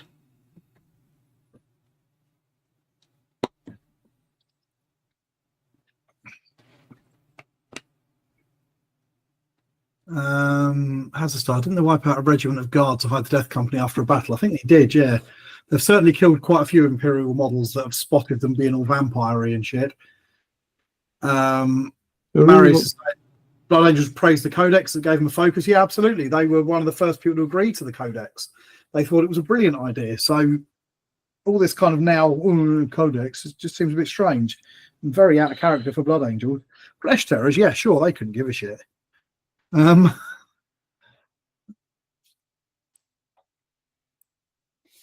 Jim Carroll, there's normally large number of assault squads were pretty compliant. It wasn't so much the assault squad, it was the fact they love jump packs because they want to be like daddy. But they still ran the specified number of assault squads according to the Codex previously. They just had people, they had trouble getting people off of them, as it were. Did they ever update that chapter organization stuff for when we got? I think they have, but it's now gone really woolly, which kind of makes sense because. What do you mean by woolly? Sorry. As in, it's not very. It used to be very prescriptive. You know, a company with 100 models, it'd have 3 predators. You know what I mean? Yes. There's exactly 100 of them. There were 3 predators and 1 dreadnought and this sort of stuff. Whereas now it's much more. This company consists of these and these. I see. Yeah, like Does that make sense? It's not, yeah. Numbers and things like that are much less clear. Yeah. Or restrictive or accurate, maybe. Because it's not fun, is it? I mean, it was always fun. I don't know about you, but I always wanted to have a whole battle company. Yeah, I think every kid growing up, reading those old books, thought, "How cool would it be if I had like the whole company?" But as an adult, I'm like, well, that's a bit daft. And I don't really want to have 100 tactical marines. I'd much rather have a nice mixture of units. And according to this, that they didn't mix. You know, all the vehicles were in the machine pool. They wouldn't have a check company marking and this sort of stuff. And well, that's just a bit dull, really. Well, I was going to say, you say it's a little bit silly to have like 100 tactical marines, but Marius just said earlier in the stream that's literally what he's taking to that tournament, right? He did, yeah. Yeah.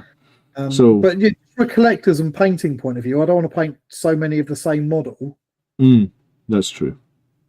Yeah, I kind of agree with that. Like, see, if I have to batch paint like 10 red intercessors or something, like after I'm done with that, I'm like, I'm not painting any red for a week. Yeah. And I'm the same. I get bored. So I like being able to mix and match. But if you followed the old organisation charts, you couldn't really mix and match. So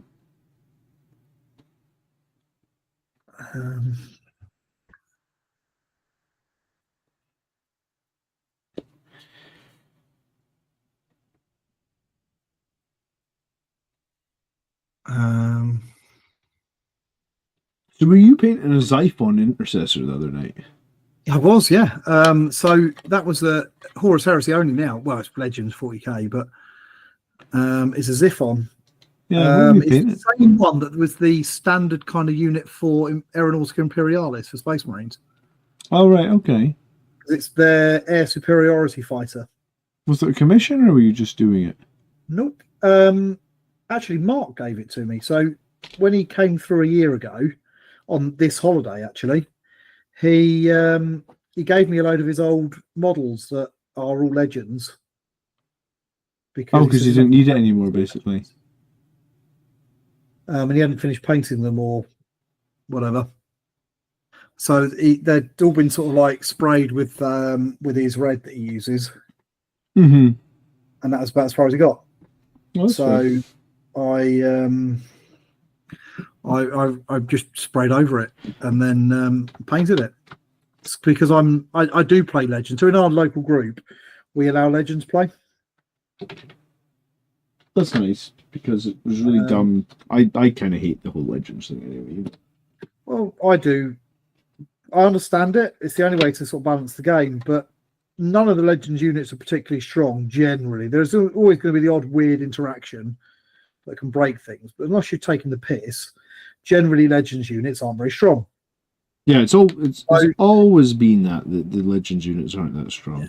So just bringing a Legends unit isn't going to buff you up in any way. It's just an excuse to have some cool stuff. Yeah. So we allow Legends units so the Xiphon can come out to play. He's 115 points of fail. Is only 115 points. Okay. Yeah, 115 points is not the worst to spend if it's fail. Yeah, it's rubbish, but cool. But he doesn't have hover mode. Okay. So he's got to follow that stupid sort of flyery rule of coming on turn 2 and so on and so forth. Well, when you fly off the edge of the board and stuff like that as well, potentially. And his only armament really are air-to-air missile, which is like strength 7 or 8 or something. But they have anti-air 2+, which is cool. Oh, that's cool. And then they have a twin-link las cannon in the nose. Oh, right. Two twin-link las cannons. Yeah. Well, that's not too bad for 115 then. Well, it's not too bad if it was on the table turn 1 so you could use the bloody thing. Well, right, and I suppose it's got zero C as well, right? Yeah. So when it spends more time flying on or off the board... Fair enough. And it does, and then it's a bloody nightmare to maneuver around because, of course, it can't... It has to have minimum flight distance and stuff like that. Yeah. It is dreadful. But... looks cool. Yeah, it does look cool. I put it on the screen there for a minute so people would see it. He's not in the room. I'll put the picture up though. No, I already put a picture up. I was saying. Oh right. So people would see it for a second. Yeah, he's gone in the display cabinet now. So what spray do you use then for red then? I don't, to be honest. You don't? No, I don't like rattle canning the main colour, and I find that a lot of the coloured sprays also go on a bit thick, and that's the problem I actually have with the Xiphon. So the canopy on the Xiphon is opaque because the pilot had lost so much detail that by the time I couldn't really strip him because it wasn't convenient to do so. He'd lost a bit of detail, so in the end I just decided to cover him up. But I tend to do, if I'm just starting out with something, I'll use, so this guy, for example, is Chaos Black. Just the Citadel Rattle Can. And then I'll generally I'll do a value sketch with white. Sometimes I use white ink. If I want to do just one or two models, I use white ink. If I'm doing a few models, I'll use Tamiya flat white and build up a value sketch with that, because you can thin it really far, which is a lot farther than you can thin normal acrylics. And then I'll paint on top of that. So I'll use, I quite like Scale 75's Crimson ink. So I'll put that through the airbrush often to get the kind of base red in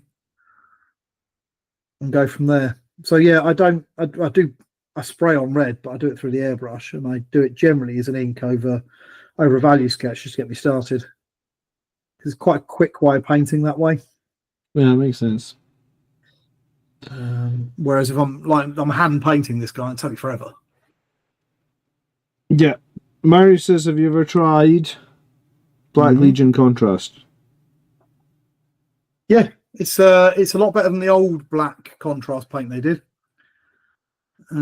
It's quite nice if I just want to quickly black out like the guns on something, because it is still a contrast paint, so it does a little bit self-highlighting things. So you can do kind of a quick one coat wonder with it. The only problem I have with it for that is I don't like the finish. So if I use it, I need to then spray over the top. So my Blood Angels have got quite an ultra matte finish. Oh, look at that! It just dropped him and it broke both fucking axes. Ah! Oh, no. Ah! Oh, you fucker! 3D printed, eh? Who would have wasted their time on this shit?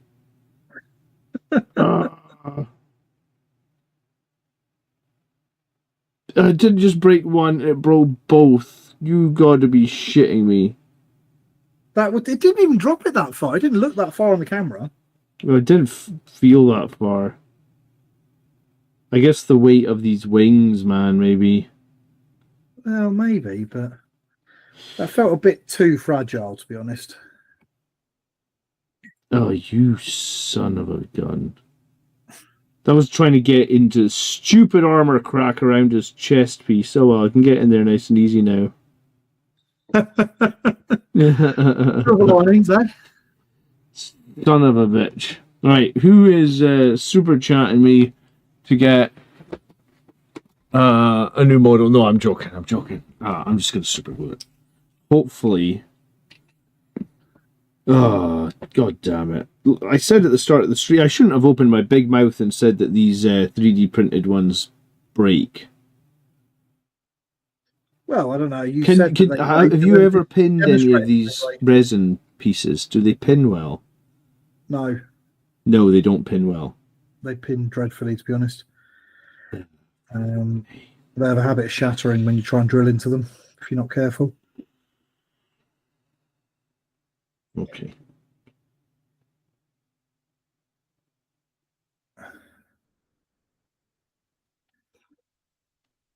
Well, at least I dropped it here. Do you know what? I dropped it from about like less than 6 inches onto a fucking mat. Imagine if I dropped that at a tournament. Yeah, just explode.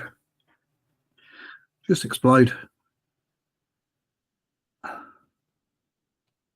Because this mat is like, there's some sponge, there's some give to this mat as well. It's not like it's rigid. I think the one thing I've got going for me here is the brake looks on both of them look pretty clean. So maybe I'll be able to fix it. I guess I'm done with this model for tonight though, because now we're going to be letting fucking glue dry.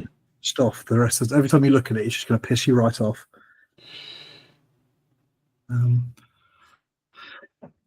Just reading the Lots of people are offering their support in the chat. That's fine.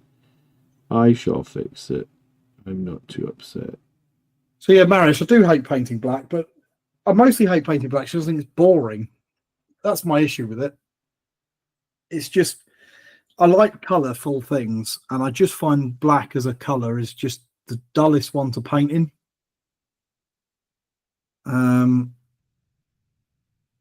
Yeah, I just find black miniatures boring. Maybe I went through my edgelord phase as a teenager and are now had enough, if you know what I mean.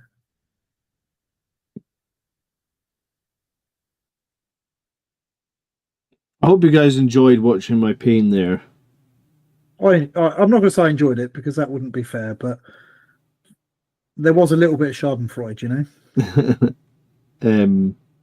But you're going to watch me drop this metal one later. Yeah, I was going to say you better not drop the metal one because that will be that'll be the backpack off, the head off, the arm off. Everything. I mean, I guess there is no weight to these axes and stuff, so they will reattach. They should be fairly easy to re-glue.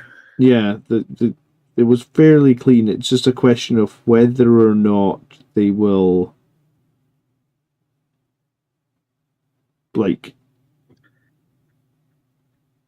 be durable now, or if I just at some point need to just chop them off and replace the hands. I think probably the super glue will be more durable than the resin was. Maybe. It looks like I got lucky.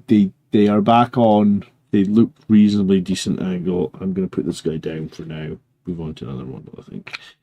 How late do you want to go, by the way, Tony? How you've got work and 11. All right. Oh yes, it's quite late. I didn't realize how late it was.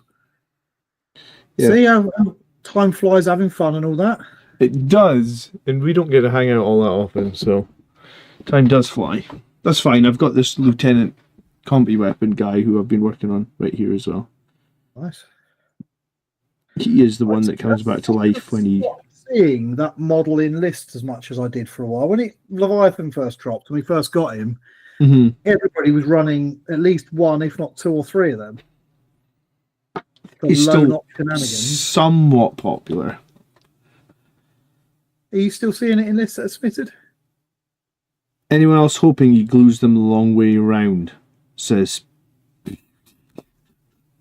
Well, I didn't glue them the long way around, but thanks for the support. Are we seeing them in lists? We are possibly seeing him a little bit less. You're probably right, yeah. I still think he's useful. Yeah, I don't doubt it. I think maybe people overvalued him at the beginning of the edition. Yeah. If he survives and he gives you that reroll ones to wound on an objective for the whole game, that in of itself can be pretty strong. Jim says it reminds me of Astaroth's Finecast axe. I think every single person who has an Astaroth that was made of Finecast at some point in their life broke his axe. Oh, definitely. I definitely broke it. I think I broke it more than once. Yeah, I mean, mine was pinned for sure. And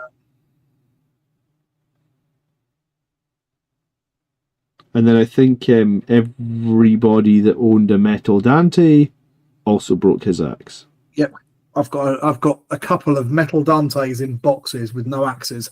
Yeah, I've got one as well. Yeah, that's painted like we joked earlier in the stream. Mine's painted by 13-year-old John, and it's so badly painted. That was the same era as my Khan, my original Khan. Yeah. I had. This fucking Dawnstone is coming out awful watery from this pot. It's one of these new pots. Have you not shaken it enough? I thought I had, but maybe I just don't have the muscles for it. I've got one of those vortex mixers, and I'm quite fond of that. I have been doing quite well in the gym, though. Are you still going to the gym? I have been, but not so much recently, just because I've had so much work to do that I haven't had time. Yeah. Couple that with the other problem I've got at the moment is I've actually closed the road to my gym from 8 o'clock in the evening. Oh, right. I Roadwork? gym at about 9 o'clock because I've put the boy to bed and then I'll try and nip off to the gym for a quick one. Mm. So you can't get to the gym after about 8 o'clock. Just which from roadworks or something? Yeah. Oh, that's annoying. So it's made it really awkward. So too much work coupled with now suddenly quite difficult to get to the gym is Yeah, it's not a recipe for success, is it? not a recipe for success. I've been trying to go since June last year. Yeah. So I guess this is like month 9, or maybe if you include June, I think month 10 or something. I don't know. Been trying to go 4 times a week for a whole year. That's pretty hardcore. 4 times a week. Yeah, I know. One of my friends was like, "John, what the fuck are you doing? Are you trying to be a bodybuilder?" I was like, "No." It's like, "Do you have a plan?" I was like, "No." He's like, "Well, what the fuck are you trying to do going to the gym 4 times a week?" I was like, "I don't know, be healthy, I guess." But it's been good. I've barely missed a week. I want to say I've managed 4 times a week, let's say 80 or 85% of the time. Like, there's been a couple of times I've injured myself, I guess, because I'm going 4 times a week. But like the muscle gain that I've had in the year or the 9 months has been considering I feel like I'm an old man now. I'm 41. It's been like pretty significant. It feels like. That's pretty good. Yeah. Don't get me wrong. I would love to go 4 times a week. I just don't think that my wife would be that impressed if I left her, put the kid to bed, and so on and so forth 4 times a week. I work pretty long hours, and she gets a bit miffed if I spend too much time doing that sort of stuff. Yeah. So well, 2 of my sessions are very quick sessions, like half an hour, and then 2 of my sessions are like longer, like 90 minutes. So I guess maybe it's more like 3, but I mean, I am physically going 4 times. Does that make sense? Yeah, no, it's not like for it's 4 times. You're going 4 times.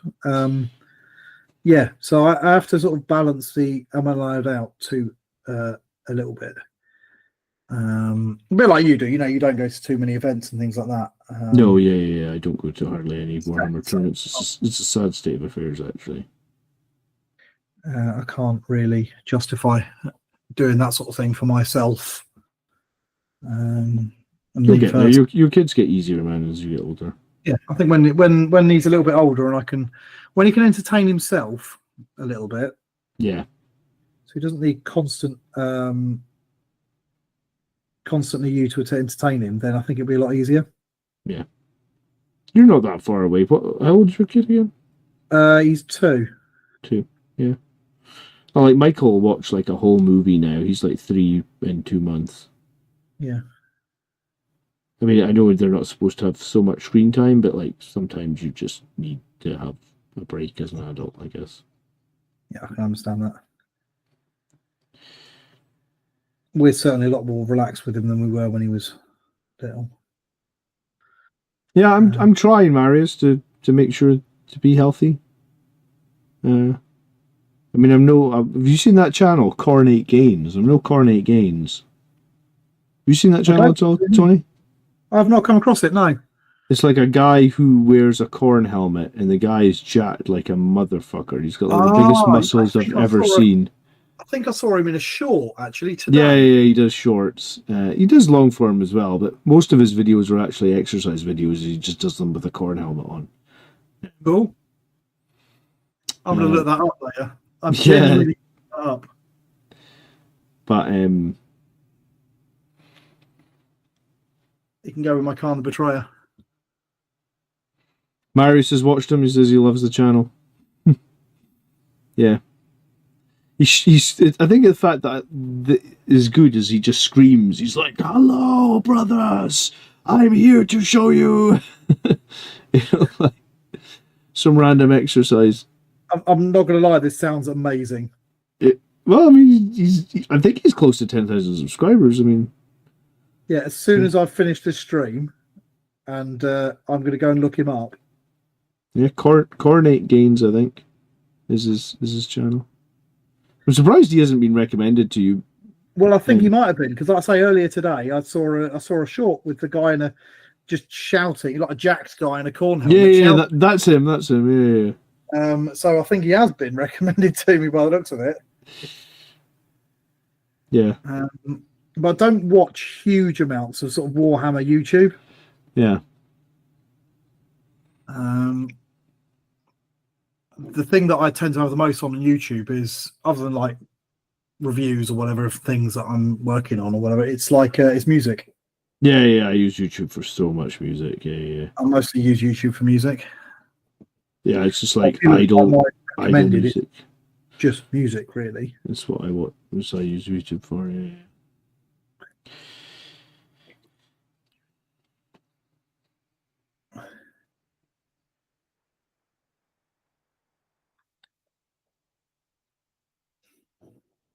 I find a playlist or a YouTube channel that does like ambient / playlists, and then I just listen to it for like 6 months till I've listened to every single bit of music that they have made, and then I find another one. Yep, I do exactly the same thing. I always get those pop-ups. Are you still listening? Yes, I'm still listening. I will let you know when I'm not listening, YouTube. Thanks for asking. Yeah. Or maybe it's, are you still watching? You know what I'm trying to say. I know what you mean, yeah. Yeah, it's the same for me. So the reason I've been running this captain, or this lieutenant, I keep wanting to call him a captain. He's a lieutenant with a combi weapon, is because in the Angelic Inheritors detachment, you can give him come back to life on a 2-up. Nice. So I stick him around the middle board. I lone operative lots of objectives and score points, and I have a reactive move, which makes it very difficult for you to charge and lock me down. Yep. Obviously, so you have to move, like to shoot me, you need to be within 12. If you move within 9, then I get to use a move. I didn't realize this until recently, but like your reactive move is classed as a normal move, which means if I am within 6 inches, or sorry, if I'm within 9 inches of an impulsor, I can actually use my reactive move to move into said repulsor. That's pretty handy. So I usually try and have the impulsor that I have on my battlefield somewhere within 9 inches of this guy. So like, you will not be able to combat me. You will also find it hard to shoot me because you need to be within 9.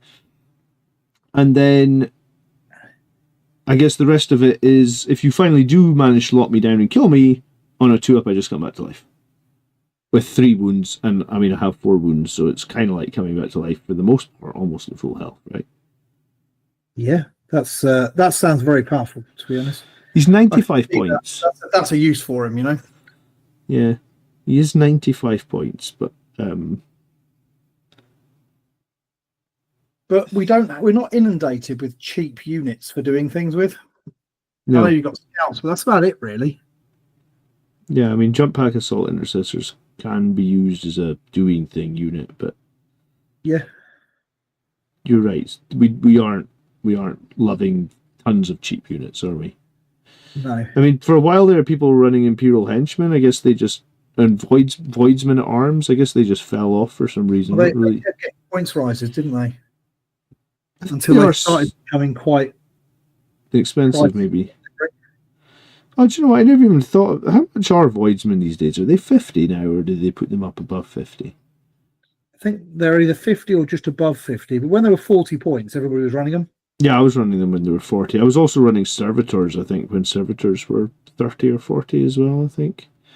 What's my favourite Synthweave channel? I've been listening to some channel that has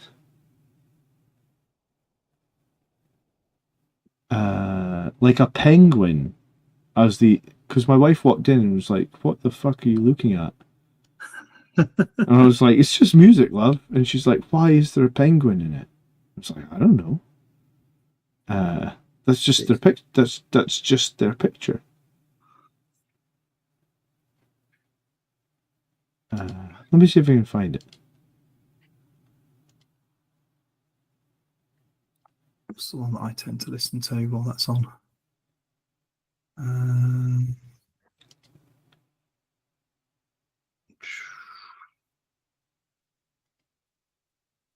I tend to watch quite a lot of Chill Music Lab.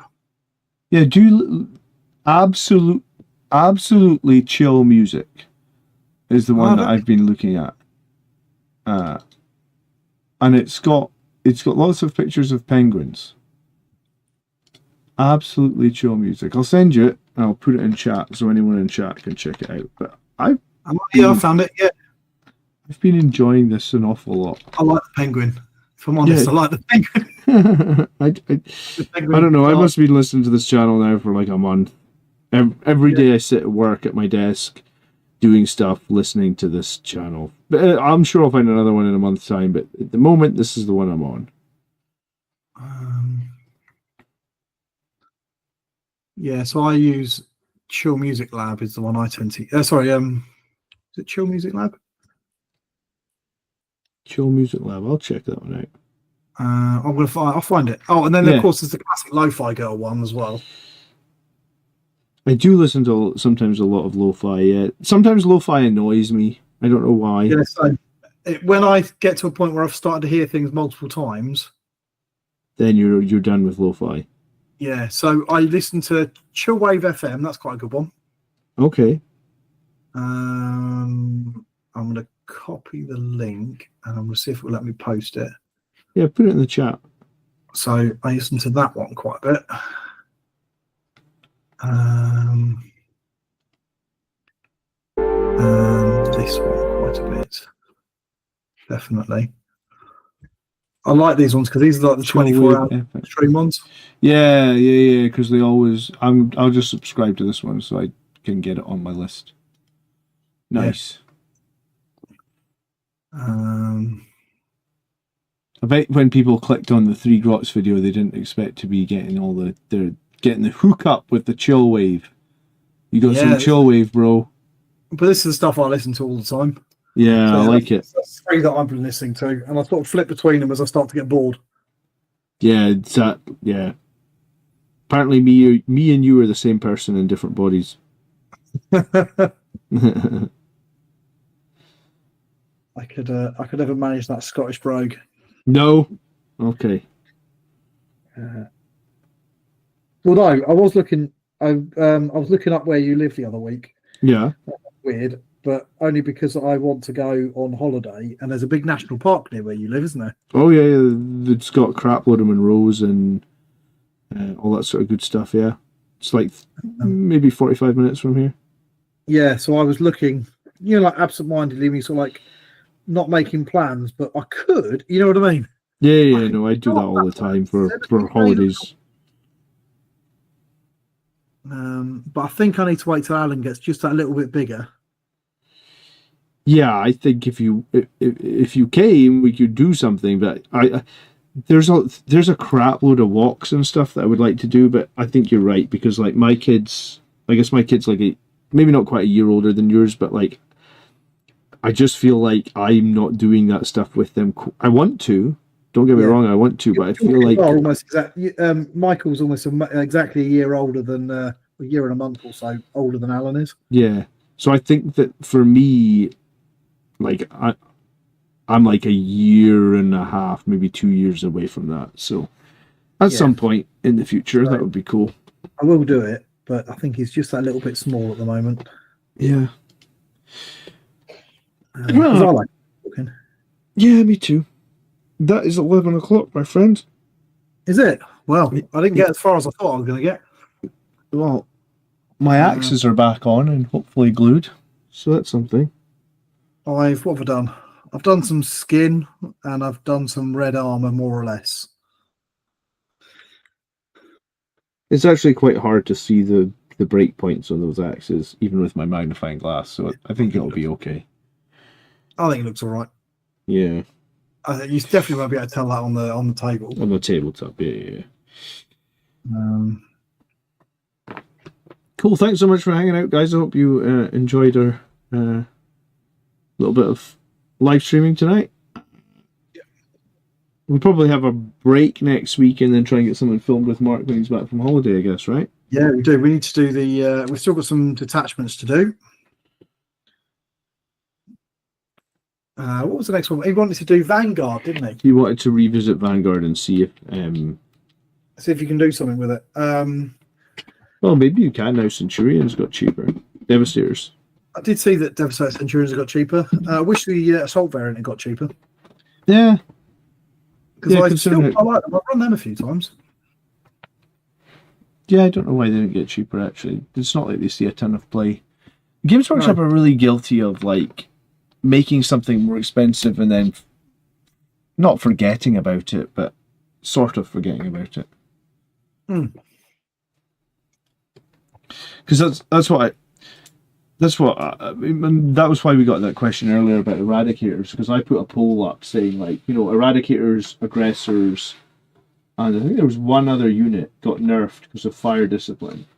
And you know, like, Fire Discipline basically got unnerfed now. But I saw that, yeah, it come down in points. Do you reckon we'll see it again? No, because they actually changed what Fire Discipline does, right? Like, it used to give you, like, sustained on 5s and 6s, and I think now it gives you advance and sustained or something. Like, it's genuinely a lot worse. But, like, the units that got nerfed, Aggressors, Eradicators, I think there was one other, I'm forgetting what it is now. But those units got nerfed because of Fire Discipline. And it's like... So they change the rule of something, or they unnerf it. Yep. But the units that got fucked over by that... Desolation Marines, that was the other one. They got... Yeah.